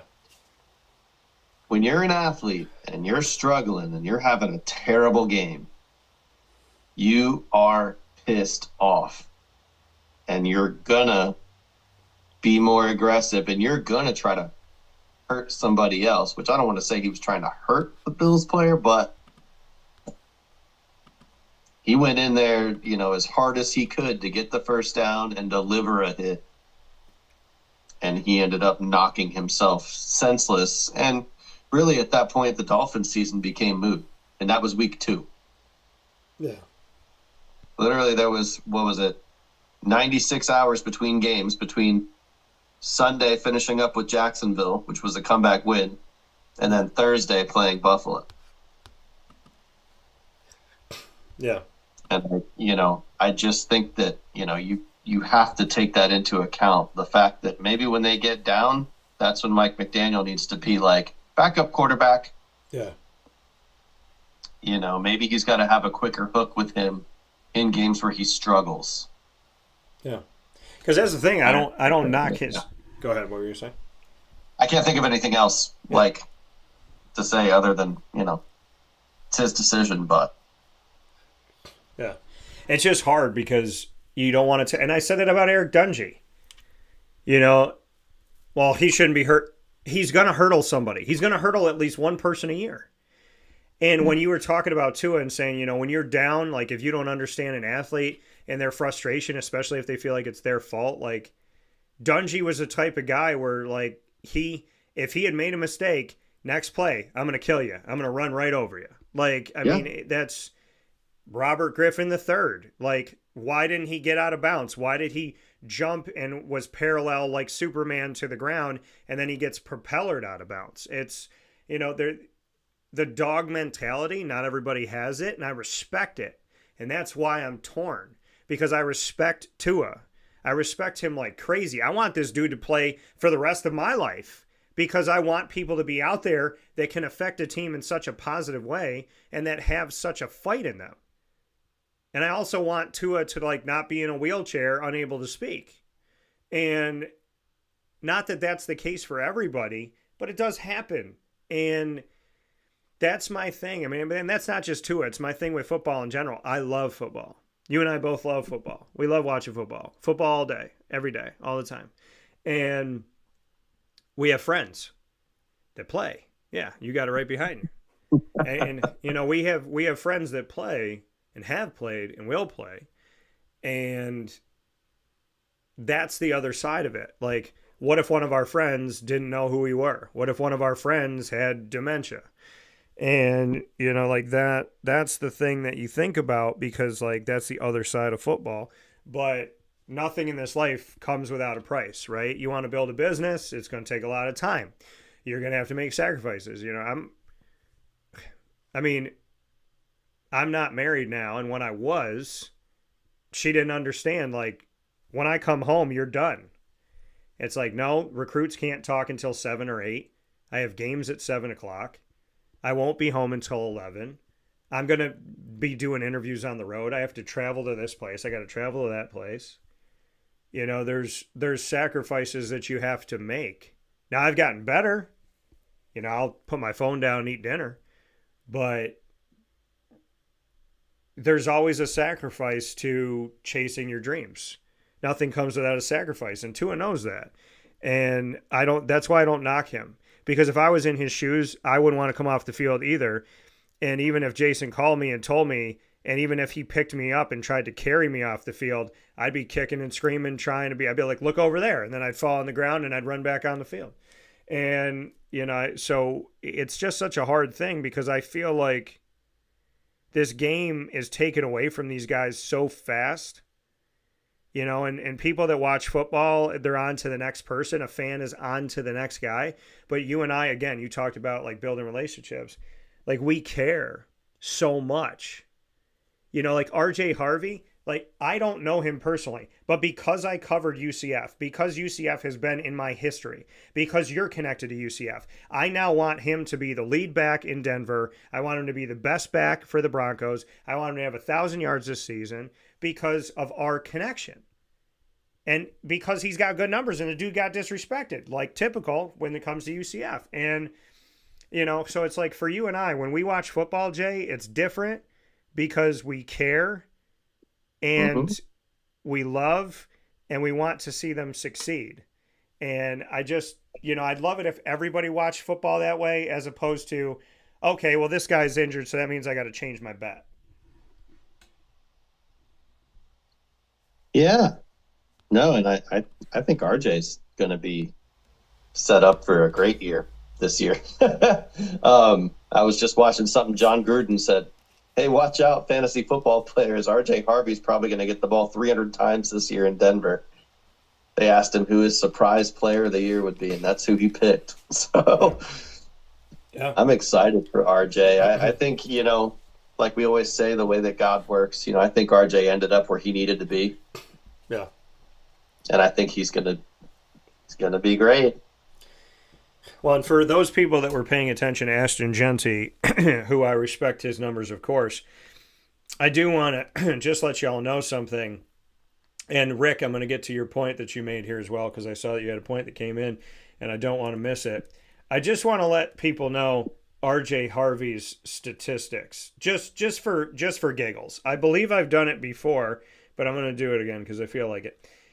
RJ Harvey in 2023 for UCF inside of the Big 12, a quote-unquote power conference, in 13 games, 226 carries, 1,416 yards, 6.3 yards a carry, 16 rushing touchdowns, 19 receptions, 238 yards, and a receiving touchdown.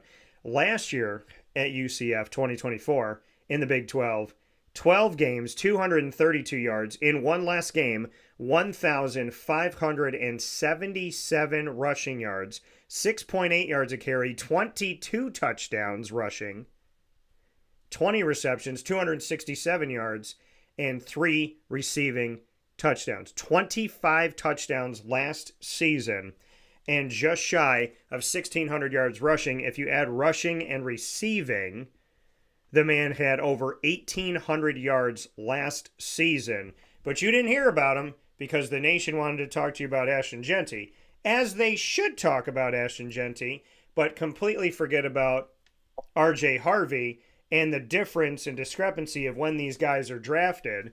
Now, they'll say, Dan, well, Boise State, come on. Ashton Jeanty had 1,347 yards in 2023 and then 2,601 in 2024. 29 touchdowns, Dan. Come on, Dan. He had 30 touchdowns overall, which is only 5 more than R.J. Harvey. Now, his yardage, yeah, he was 800 yards more than R.J. Harvey, and he was leaps and bounds above everybody. But when you look at what R.J. Harvey did, as good as Ashton Jeanty is, you have to give respect to the other running backs in the country. Some of those guys, one of those guys being R.J. Harvey. So I do want to make mention of that. And Jay Bird, I believe, has given us some highlights while I'm talking.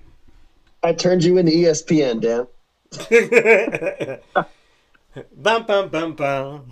So watch, Facebook will go. There's highlights rolling. Yeah, Facebook will say at the, where are we now? At the 1 hour, 36 minute mark, you did bum, bum, bum, bum, which is copywritten, so we have to mute that part of your show. Just let us be a show. Just relax, these people out here being weird. By the way, never get a notice from any social media that someone's stolen my content, and we all know that that happens, so the copyright should be out there for me too, baby. Let's do it.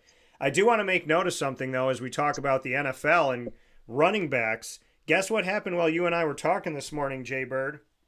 What happened? James Cook has signed his extension with the Buffalo Bills. He is on a four-year, $48 million extension, which averages out to $12 million a year, and he has $30 million guaranteed. James Cook will remain the running back of the Buffalo Bills. People trying to figure out what that was going to turn into. And so he will remain a Bill. Thoughts on Mr. Cook? Oh, he's a beast. Got to watch him that night in Miami, and he went off on us. I think Josh Allen pitched one out to the left to him, and bye. Our whole defense just watching him run by. Yeah. I think he caught a pass for a touchdown in that game too. Like, God, man's a player. He's a player, and you put him next to Josh Allen. You got just running threats right next to each other. That's always dangerous. It's almost like running the Wildcat, except for the one guy's got a howitzer for an arm. So, yeah. Why don't the Bills win more? Why don't they win the Super Bowl ever? Yeah. You have all these great players. I'm saying this as a Dolphins fan. Yeah, that's the question, though. The Bills, should be head and shoulders above anybody else, especially in the AFC. And they haven't even made the Super Bowl with all these, Josh Allen's an amazing quarterback, not to mention the guy he is off the field. I was just watching something with him yesterday where he gave a guy Ryder Cup tickets. So, shout out Josh Allen for the guy that you are. I don't like Josh Allen as my rival, but yeah, man, the Bills should be good. I mean, I don't see why they're not. And didn't they get DK too? The Bills right now. So DK, I'm trying to think. That's a good question because my brain is that DK did leave, and now I'm trying to think in my head so what the Bills have right now, they have Josh Palmer, Keon Coleman, Curtis Samuel, Tyrell Sanders, Laviska Shenault, who's been all over the place since leaving Jacksonville, Khalil Shakir, who's been banged up a little bit. So no, DK DK went to. So he didn't go. Yeah, now I got to remember this here. DK is Or was it isn't Pittsburgh? he a Steeler? He's a Steeler. Yeah. Steeler. Yeah. It was one of those Northeast places. Yeah. DK is a Steeler. George Pickens left the Steelers, went to the Dallas Cowboys. That's right. Yeah. So that's some of the changes here. I want to read Rick's comment about, because we were talking about Tua and Rick being a Dolphin fan, and let's see what Rick had to say. He said, as a fan, I want a healthy Tua on the field at all times. Love his passion and drive, but as a parent, it obviously pains me to think of the possibility of the worst happening to him as a quote-unquote kid. But as Jason mentioned, if he and his family have gotten together and decided that this is the best choice for him, it's hard to be mad at that. Just got to hope and pray that there isn't a quote-unquote next time. Yeah. I mean, it's all, he's got to play smarter. He's got to know that, okay, you know, like wrestlers, let me just put it in WWE terms. Okay, this half of my face is, you know, broken or whatever. Hey, don't hit me here. I got to be careful to not get hit here. That's what Tua has to do, is make sure that his head's not going to go whiplash on the turf. So he's got to tuck his chin anytime he takes a hit. And then he's just got to stay out of those situations where he's upset. Clearly, that was the situation. Anybody who played sports knows that when you have a game like he was having that night, and it was bad. And honestly, he was probably frustrated from week one, too, because your Jags defense was owning him for most of the game. I think, you know, he was just pissed off. And he, you know, went right into a concussion on his own. Can't do that. Got to slide. Tua, we have to slide. Yeah. I don't care if it's going to be 4th and 1. I don't care if we're turning the ball over if you don't get it. You have to slide. Yeah, I agree. Especially, you cannot be tackled. You know, it's one thing if you're getting sacked, but you cannot go into a situation where you're being tackled. You need to get down. Yeah. And if you can't do that, then you're going to get another, you know, you're going to get another one, and we're going to have to make some decisions. Because, as a, you know, what Mike McDaniel should be saying, obviously, as the human being, you know, as the father and husband that Tua is, if you're going to be out there, you got to be smarter. And I'm going to tell you, if you get us, if you're playing terrible and you get us behind, there's going to be a quick hook. You know, we're sending Quinn Ewers out there. You actually made me feel a little better about Quinn Ewers a little while ago. So thanks for that. Because I really hope that Tua is able to be our quarterback the next 2 or 3 years. And that's a situation where Quinn Ewers would be somebody they could work into. Yeah. Not throwing him right out there, you know. So, yeah, Tua's got to make smart decisions this year. I don't think it's about bad. His health. No, and I don't think it's bad to have Quinn Ewers, and I also think the Dolphins could be helped if Kyle McCord from Syracuse, who led the entire nation in passing yards last year, set an ACC single-season passing record of all ACC quarterbacks in the history of the ACC, and there's been some great ones there. Also set a Syracuse single-season passing record, maybe, just maybe, and he should go to Miami because he's not going to play in Philadelphia. And if he were to go to Miami and were to work there in Miami, there's a chance he could play in Miami within the next couple of years and fight for the job with Quinn Ewers, and he won't cost a lot of money. And it'd be good to see him back down in Miami because there was a guy he went up against in Miami, and they beat that team and kept him out of the college football playoff. So maybe going to Miami would be like kind of a, hey, now I'll do it for your city. So yeah, just a thought that Kyle McCord maybe should be there. But I do like Quinn Ewers. Jay Bird and I are going to take a step aside. When we come back, we'll talk a little bit of fantasy football, and we'll wrap up our football talk here on Wake Up Call with Dan Tortora, where sports meets life inside the Great Lakes Honda City Studios. Just thought of it this morning. Get it done. Kyle McCord to the Miami Dolphins. Make it happen.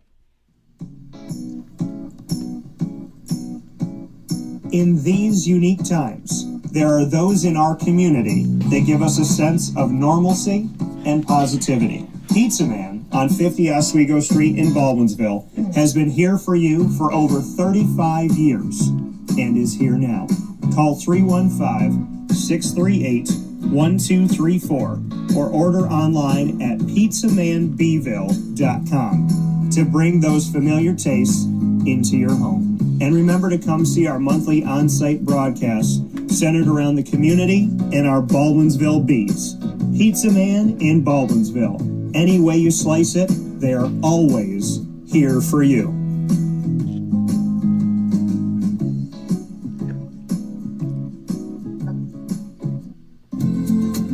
Looking for your next ride? Look no further than Great Lakes Honda City, located on 7140 Henry Clay Boulevard in Liverpool, New York. Serving our community for decades, their new and pre-owned vast array of vehicles are available to you Monday through Saturday on site. To search from home, shop at GreatLakesHondaCity.com. Call 315-365-5576 to set up an appointment. That's 315-365-5576 for Great Lakes Honda City, 7140 Henry Clay Boulevard in Liverpool, New York. Great cars, great people, Great Lakes.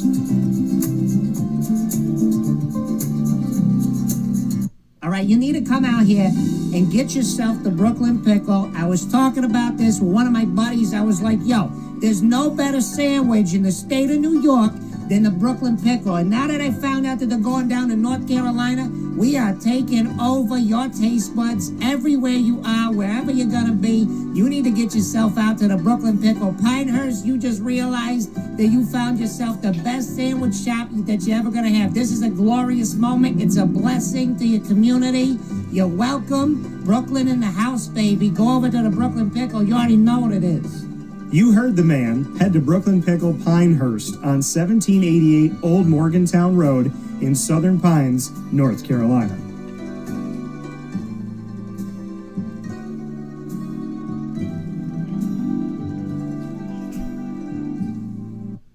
Here's a message from Renee from Bryan's Landing, located on 6523 East Seneca Turnpike in Jamesville, New York. Open Tuesdays and Wednesdays for dinner, Thursday through Saturday for lunch and dinner, and Sundays for brunch. It's a lot like the way that my mom and dad ran their restaurant. We have put in place a lot of people that are family to us, very similar to how my dad hired people that were family to him. And then the tradition I'm carrying on is a lot of the items that are on our menu are my dad's. And he taught our chefs how to recreate his dishes. So I think that Tommy McInerney, who our executive chef is, to him it is an art. And I think that when he does create a dish, it's not just about making the food taste delicious, which is definitely our priority, but it's an art to him, and it's almost like his canvas on a plate where he just wants the colors to look great, and people love it because he takes pride in that. And Bryan and I appreciate that. We want it to obviously look good and taste good. I will tell you, when we opened up, it was 6 weeks before COVID. And what was amazing was the community, our friends and family stepped up, and everybody did takeout. Everybody supported us. Our hearts were just so filled. So to Bryan and I, obviously our friends come all the time, and we just have repeat customers in Jamesville, and I think people going to our previous restaurant in Green Lakes are making the trip to come to Bryan's Landing to support us. And I mean, I think we have great food and a great atmosphere. So it's very, very important to us. Head to Bryan's Landing, located on 6523 East Seneca Turnpike in Jamesville, New York, where memories have become recipes that are now meals to share with you. Tuesdays and Wednesdays for dinner, Thursday through Saturday for lunch and dinner, and on Sundays for brunch. And be sure to come out for live music Friday, Saturday, and Sunday.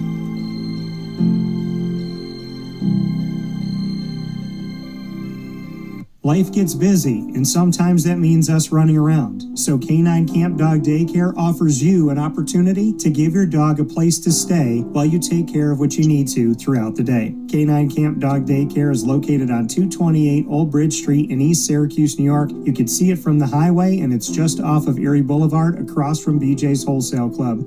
Call 315-437-7110 That's 315-437-7110 to schedule an appointment to bring your dog in and tour the facility. Appointments are Monday through Thursday after 6:30, where you and your dog can see everything that Canine Camp Dog Daycare has to offer, including a self-serve dog wash and a retail store filled with all of your dog's wants and needs, including food, treats, harnesses, leashes, and more, making Canine Camp Dog Daycare your one-stop shop for your furry loving friend. Right, Lily?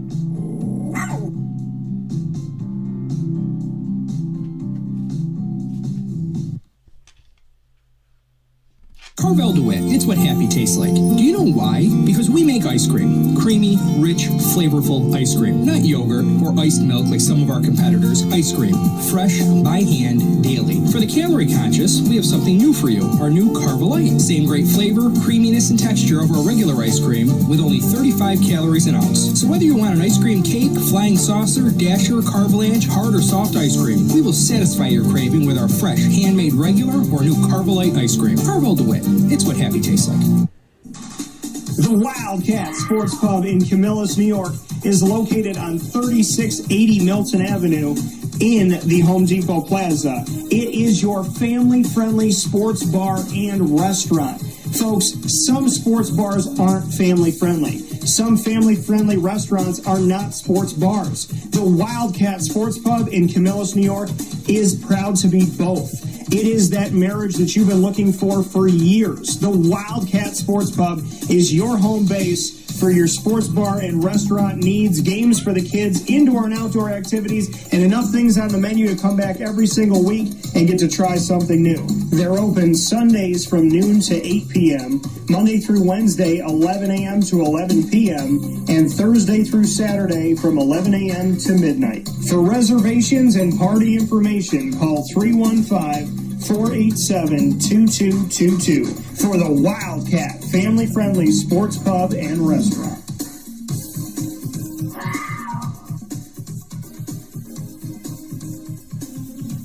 GG Cards and Breaks.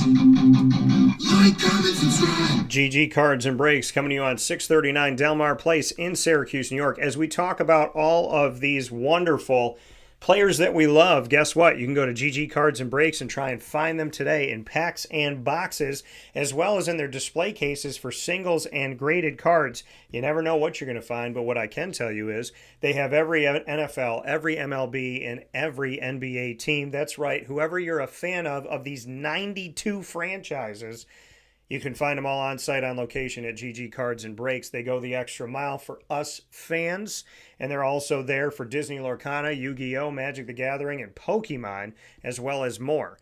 Every single thing also to protect your cards.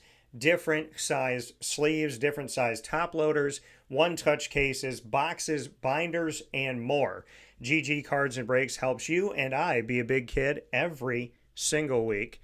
And if you've never collected before, today's a great day to start, and GG Cards and Breaks is the place to fan that kid spirit of yours. Make sure you head over there today. Let them know the DT sent you to a place where you get to be a kid, no matter how old you are.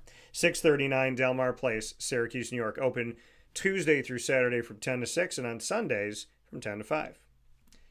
With that being said, Jason and I here for a few more minutes. Fantasy football, Jay Bird. I'm excited for it, excited to come down and draft with all of you wonderful people. Any thoughts you want to leave us as we head into fantasy football season and a time that I think is oh so beautiful? When people tell me they don't like fantasy, everything after they say that, I hear womp womp, womp womp. I was like, I love fantasy so much. I think we're stepping into year 14 or 15 down in Florida, which is insane. So, Any thoughts on the fantasy world? Yeah, since 2010 we've been doing it, so it's probably 15 or 16 even, actually. Yeah, that's crazy. Yeah, no, I mean, think that fantasy football is a lot of fun. It keeps the games interesting to watch, and draft carefully. Try to draft guys that don't get hurt. And don't draft to draft your team. And don't not. Oh my God, no. And don't stay away from people because you don't like that team. I don't like the Steelers, so I'm not drafting it. No, don't do that to yourself. Draft who you believe is going to win you a title, and always be willing to ad lib. Always look at the waiver wire. Always look at free agency. Always be willing to get better. And in the same vein, or I should say a different vein, but on the other side of things, always be willing to look at getting better and making changes. And also don't be the person that's quick on the trigger. I get people that send me messages every fantasy season, week 1, week 2. Dan, should I get rid of all these players? Bro, it's week 2. Relax. Take a breath. It depends on who you got. That's why I always tell people, you got to send me your team and let me know who you're looking to get rid of. But, Josh Allen threw an interception in week 1 and then he fumbled the ball. Should I get rid of him? No. Dan, I drafted a guy who's the 4th string running back and he's injured. Should I keep him?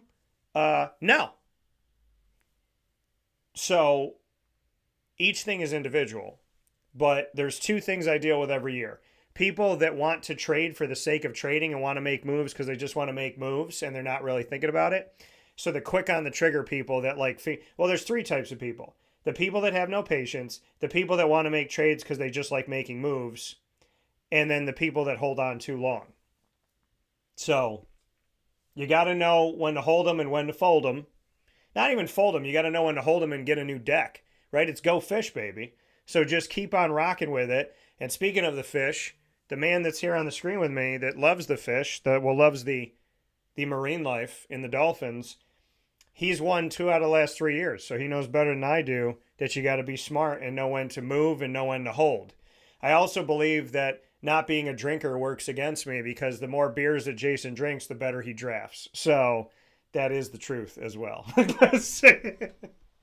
So, yeah, he just looks around the room. Hey, did anybody take this guy? Yeah. When?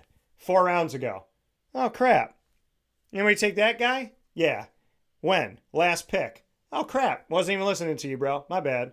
And then the 3rd person that he names, Dynasty guy. I feel like Jason pretends to be aloof and not know when he really is just messing with everybody. There's some type of Stephen Hawking to Jason that I'm trying to figure out still. There's some type of intelligence that is there, and I feel like he just because he's and he'll look around the room and he'll go, did y'all just really leave me this guy? Wow, okay, whatever. I guess I'll take that guy. And he always ends up outsmarting us. So there's a reason why you're a champion, Jason. I will say that. Yeah, I have no idea what it is, though, because I just show up to have a couple beers and have fun with the guys because I don't get to do a lot of that as a dad. I don't get to hang out with the guys too much. So yeah, I enjoy that time with you guys anytime we get together. And it don't matter to me if I win or lose. I just enjoy it. And I do no studying whatsoever on who I think I want. I mean, I think I went into, it's been about 3 years now, but I went into a draft with the thought of, everybody falls in love with receivers and everybody wants to do this and that. But what if I went and drafted Travis Kelce in my 1st round and then I followed that up with Darren Waller? Yeah. That would screw everybody over because I would have then I'd have a high scoring tight end, a high scoring flex, and then I can get to work on the rest of my roster. I literally almost did that a couple of years ago. I think somebody grabbed Waller before I could complete it. Yeah. But I go in with, I don't think like everybody else does. All the time anyway. And then, yeah, it's very, I do no real study. Sometimes I think of a strategy that might be fun, but yeah, I know that no matter what I do on draft night, at least half of my roster is not going to be the same by the 3rd or 4th week. Yeah. Well, that's the thing. Because I do pull the trigger quick. Yeah. And you can't fall in love. You got to be willing to work around with your team. There is some interesting strategies though. It's what if I just decided to go in and draft everyone who has a B in their name? Starts with a B, ends with a, or either has a B first name or a B last name. But it's always interesting when you go into the draft because you either draft the way you want to draft or you let the draft you. What I mean by that is you can go in and say, this is, now you got to be willing to ad lib. So you got to be like both. You have to be fluid, but then you also can't let it, like, if you see 5 tight ends go off the board and there's extremely good running backs and wide receivers, it's like, do you freak out and get the 6th best tight end, or do you take all the people that everybody's missing? Because some people will follow the train. Once a position gets drafted, people start freaking out. First quarterback off the board, now there might be 6 quarterbacks off the board. But see, we're not really like that down in Florida. Like, we kind of let everybody be who you want to be. We always steal from each other. We don't mean to, but we always do. And it is arguably, in my opinion, the toughest league to win. To Jason, it's not. To Jason, it's just every other year there's more hardware in my house. But to most of us down, I mean, the A-Lots have won. Mark and Stefan have won. The Cooper family has won. Jason has won multiple times. I feel like if you're if you're a Tortora or an Etienne or a Lando, I'm trying to think, or a Monito, I think those are the families that haven't won. But Mark and Stefan, they've both won as father and son respectively. And then the Cooper family's won, but I don't think Eric has won. But his son has won. One of his sons has won. And then, you know, we got to shout out Nick Green too, because he's joining the league this year. Yeah, and Nick coming in, I just emailed him actually. So Nick, he's going to be trying to make this thing even more difficult. So, a rookie in our league. Very excited for that. We'll see what happens with it. We're like his 4th league, I think. Yeah, but that's all right. Well, he's a rookie in the Wake Up Call Florida League. So you're never too old to be a rookie. And Nick, we're happy to have you. Fantasy football season kicking off soon. And I might as well break some news while Jason's on here. You know we do fantasy football on Wednesdays. And coming up on Wednesdays, we are going to start bringing you fantasy football again. It's going to be from 9 to 10 because we have a very special thing happening at 10 o'clock every week. And I can't tell you what that is yet. So Wednesdays, we'll have fantasy football right in the midweek. We'll get you ready for Thursday, for Sunday, and Monday, some weeks Saturday, for fantasy football. Wednesdays, 9 to 10, Wake Up Calls Fantasy Football Power Hour. Do not miss out on that. So a lot of good stuff coming up. And I'm thinking, like, Wednesday's always been our day, but I almost feel like I should do Tuesday. But either way, we're going to make it happen. Very excited to do it. Jason, as always, I appreciate having you on the show. I have no idea where 2 hours and almost 20 minutes has gone because it feels like we literally are in the first 10 minutes of the broadcast. But I want almost time to go get in the pickup line. Yeah, so I appreciate you being here. Appreciate all that you do. Appreciate our brotherhood more than anything else. And I look forward to getting everything set up so I can figure out when I'm going to see you in a couple weeks. Yeah, buddy. Travel safe. We'll see you in a couple weeks, buddy. All right, man. Love you. I'll talk with you soon. Love you too, bro. Later. See you. That comment from Jason Lucas one more time here on Wake Up Call with Dan Tortora, where sports truly meets that thing called life. And as we say see you to you, I really got to think about when I want to do this. It's like I just announced that we're going to do Wednesdays 9 to 10, but I'm thinking about that thing that I can't announce yet and how we're going to kind of put everything together. It's going to be interesting, folks. We got a lot of good stuff coming up, a lot of good news because God is great. It's a good problem to have when we have good news and trying to work out where we're going to put those good news pieces here. So Great Lakes Honda City Studios, we thank you for being here with us every single Monday through Friday from 9 a.m. to 11 a.m. Eastern Time. And, of course, YouTube.com and Facebook.com, both /WakeUpCallDT, and on WakeUpCallDT.podbean.com. We thank you for tuning into the show. We're going to give a special thanks to everybody that also downloads us on Amazon Music, Audible, iHeartRadio, iTunes, and Apple Podcasts, as well as going to us on Player FM, Podbean, Podvine, Podchaser.com, Spotify, TuneIn, and YouTube. All you have to do is search Wake Up Call with Dan Tortora, or one word, Wake Up Call DT. So make sure that you do that on, do it today, and make sure that you connect with us today. We thank everybody that has been with us here on Wake Up Call with Dan Tortora, where sports truly meets that thing called life.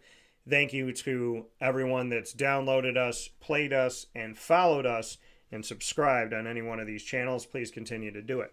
Brooklyn Pickle down in Southern Pines, North Carolina. Want to thank my North Carolinian people. We do a lot of work in connection with North Carolina.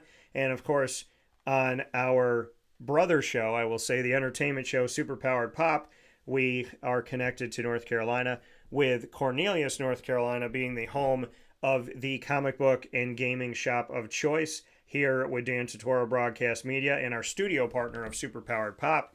And you can go down and visit Parker, Banner, Kent, and Wayne, PBKW for short, by going to 21500 Catawba Ave, Suite A in Cornelius, North Carolina. Make sure you do that. And make sure you visit the Brooklyn Pickle down the road from Pinehurst Golf Course in Southern Pines, North Carolina.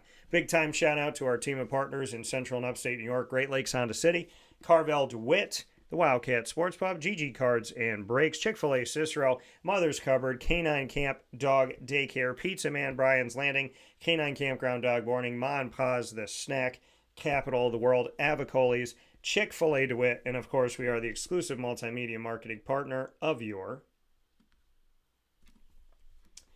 Bryan and Stratton College Bobcats of Syracuse. You will find the Bobcats every single month with the Bobcat Buzz. Student athletes, coaches, administration, and alumni joining me throughout the year to tell the story of the Bobcats. We've had a bunch of exclusives that have aired within these last few weeks. You can find all of our Bobcat coverage by going to youtube.com/wakeupcalldt. Click subscribe, hit the notification bell, and find our BSC Syracuse playlist. You also find the Bobcats by going to wakeupcalldt.com's homepage and underneath the exclusive partners tab. For more information, go to syracuse.bscbobcats.com and go Bobcats. Wake Up Call with Dan Tortora is the exclusive multimedia marketing partner of your Binghamton University Bearcats. Find the Bearcats every Tuesday during Bearcat Time. Tuesdays at 10 a.m. Eastern Time, you will find the Bearcats here with us, student athletes, coaches, administration, and alumni joining us throughout the year. And all of our stories with the Bearcats are on youtube.com/wakeupcalldt. Click subscribe, hit the notification bell, and find the Binghamton playlist. You'll also find the Bearcats on wakeupcalldt.com's homepage and underneath the exclusive partners tab. For more information, go to binghamtonbearcats.com and go Bearcats. With that being said, here on Wake Up Call with Dan Tortora, I don't want to make a liar out of myself here. I said we were going to be bringing you the ingredients to success, proudly presented by Avicoli's, the ingredients to success, here coming to you at the tail end of the broadcast, typically with us every Tuesday at the end of the show around 10:50 a.m. Eastern Time. And this week, bringing it to you in the midweek, the ingredients to success, proudly presented by Avicoli's on 7839 Oswego Road in Liverpool, New York, on the corner of Route 57 and Wetzel Road. You will find Avicoli's there for over many decades of serving our community. The wonderful team, the Avicoli family, John Fratto, and everyone at Avicoli's, thank you for all the work that you do to make it feel like we're going to an Italian family house when we're coming out to your restaurant. You can also go there for catering, delivery, and takeout by calling 315-622-5100. That's 315-622-5100. You can order online at myavicolis.com. That's myavicollis.com. And of course, they're down the street from Liverpool High School, and all of our coverage of Liverpool athletics when we do our monthly broadcasts on site on location, they're always at Avicoli's. Today's topic for the ingredients to success: if hindsight is 2020, what's foresight? Right? If looking back is 2020, right? People say whenever you look back on your life, hindsight is 2020, right? When I look back, I can see things. And Rick said, been a bridesmaid a few times, but sadly never the bride. Me too, Rick. We both are trying to win that fantasy football league down in Florida in the Wake Up Call Florida Challenge. And Rick, I'd love it if we could both just win this year. Why can't we both win? We'll share the trophy. We'll split it in half. You can have it we'll do it every other month, right? So you can have it every odd month and I'll have it every even month. We'll figure it out. We'll make it happen. So the ingredients to success: if hindsight is 2020, what's foresight? And I'm sorry to Jason because we had him on long here and we didn't have him on for this segment, which I wanted to have him on here for it. But if hindsight is 2020, What is foresight? And that's the question that I ask you. Hindsight, we always look back and say, man, like we understand this and we understand that. And we look back and we can see clearly. We look back and we have the advice that we wish we could have told ourselves. Well, if we looked forward, what will we tell ourselves? If we looked forward, what will we say?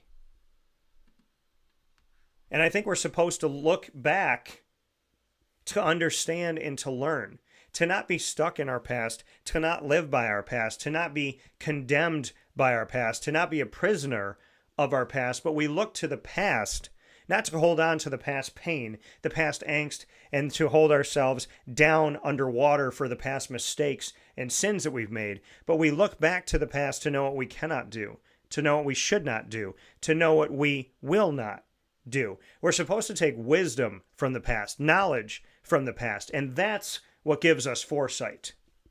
You're never going to know exactly what's going to happen. We can't control other people, places, and things. But what we can do in our life is we can say, if hindsight is 20/20, if looking back in time on something that I can't change, I can see this is what I should have done. This is what I should have said. This is how I should have acted. If you can look to the past and you can give yourself advice on what you would have done, then you have to use that for your foresight, because you can't change your past. And the only way you can affect your future is how you live your present. You cannot change what happened. But we always talk about we have clear vision when we look backward. But why are we blurry when we're forward? The vision that we have looking backward should affect us looking forward. Whatever we've learned from the past that gave us 20/20 vision should help us have clarity of vision as we step forward. Stop talking about the past and saying, I wish I could have gone back and done this, and look to the future, look to the present, and say, this is what I'm going to do right now. This is what I'm going to do right now. Because if you build a good present that is built on your knowledge and wisdom you've gained from the past, then when the present becomes the past, you'll be proud of looking back there, hindsight 20/20, and you'll be proud to look forward because you're building something. I don't want to talk about knowledge and wisdom that I wish I could have brought backward. I want to talk about knowledge and wisdom that I am bringing forward. So if hindsight's 20/20, what's foresight? Foresight is what you make it. Looking down the road, it's what you make it. We can't predict what's going to happen in life, but we can prepare for what could happen. We can prepare to the best of our ability from what we have learned. Right? If we have typically dated selfish people, hindsight's 20/20, we look back and say, wow, every single one of those people was a different version of selfish. I did so much for these people. They didn't do hardly anything for me. I always felt like I was losing energy and never getting anything put back. I was draining my tank, but I wasn't filling it. So that hindsight 20/20, how does that affect your foresight? When you start talking with somebody, you bring somebody out, you go on a few dates, and there's a lot of selfish that comes out of them. There's a lot of me. You know, I'm not going to put 3, 4, 5 months into this person, 2 years, 10 years. I'm not going to marry this person. This person is showing me their selfishness. They're showing me that they care about themselves and only themselves. They're not trying to build with me. They're trying to build on top of me. And I'm going to nip that in the bud a lot sooner than I did in the past. It's okay to say no. That's the thing with me. I never wanted to say no. That's why I stayed in relationships too long. Because I never wanted to sit there and go, I'm going to leave. Because I didn't want to be the person that made you cry. I didn't want to be the person that you thought gave up on you. I don't like to give up on anybody. But it's not giving up on someone, it's choosing yourself. That's what people don't understand. And that's what I didn't understand. When you leave a relationship that's toxic for you, or just not healthy, or maybe they're a great person and you work to be a great person and you're both great people, it's just not meshing. That's okay. There's a girl I dated. I thought we had great communication. I feel like she would say we had great communication. She was never officially my girlfriend, but we dated. We hung out for weeks, right? Months. We talked all the time. We could talk about anything for hours. Never ran out of conversation. Always had a good time with each other for the most part. I loved dancing with her. I loved talking with her. I loved being around her. It just didn't work out. She wasn't bad. I wasn't bad. It just didn't work. So sometimes it doesn't work, and that's okay. But see, my Achilles heel, what I was dealing with in my life all the way up until recently, is I didn't like to say goodbye to people. I didn't want to be the person that left. I let you leave me. Even if you were hurting me, yelling me, putting me down, yelling at me, putting me, whatever, I let you leave because I didn't want to be the person that hurt your feelings. I don't like hurting people's feelings. But in not wanting to hurt people's feelings and staying in places that were not healthy for me, I ended up hurting myself because the longer I stayed, the more hurt I got. The longer I stayed, the sicker it was, the more you're held underwater. Instead of drinking a little bit of poison, I drank a whole lot of poison, but what you need to realize, if you drink any amount of poison, it can still kill you. Figuratively, literally. You know what I'm talking about here. So hindsight, I drank the poison. Hindsight, I stayed around the toxic. Hindsight, I tried to fix everybody. Foresight, I'm not going to do that. Foresight, I will be your partner. Foresight, I'm not going to punish you for what other people didn't appreciate. I made them a picnic. I'm going to make you a picnic. I gave them flowers. I'm going to give you flowers. I texted them first. Now I'm going to text you first. But what I'm not going to do is I will not drink your poison. I will not stay around bad behavior. I will pay attention to the things that are toxic, and I will not allow myself to be around them, because being around people that I wasn't trying to hurt ended up hurting me. Being around people that were not good friends, not loyal, not kind, not respectful, double standard, took but didn't give, or gave but a third of what they gave is what they took. They took so much more than what they gave. It's okay to walk away. You know, people say you're difficult, right? You walk away from a relationship, you're difficult. You want too much. You expect too much. If you want equal respect, equal time, equal treatment, you're not asking for too much. If you put your phone down and you want them to put their phone down, you're not asking for too much. If you listen, you want them to listen, you're not asking for too much. Now, it's not a perfect science, and it's not a perfect math plan, and it's not always going to work out perfectly even. But you can try for that.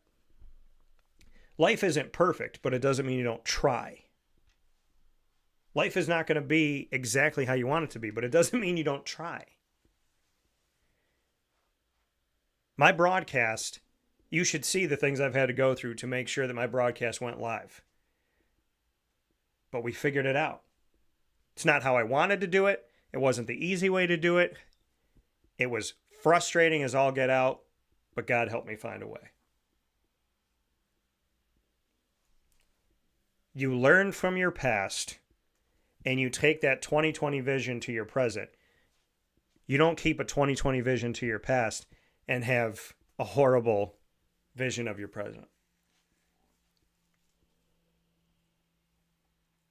Whatever you have learned means nothing if you don't use it in your now.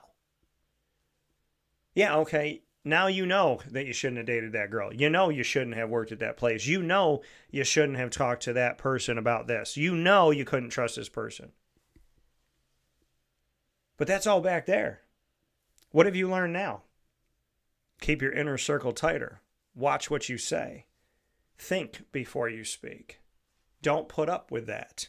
Don't agree to that. If your gut don't feel good, don't go there. And now all of a sudden your 2020 vision that's looking in your rear view is now your 2020 vision that's looking through your windshield. That's how we get better, and that's how we change the narrative, and that's how we change our life. When I say the narrative, we change our story.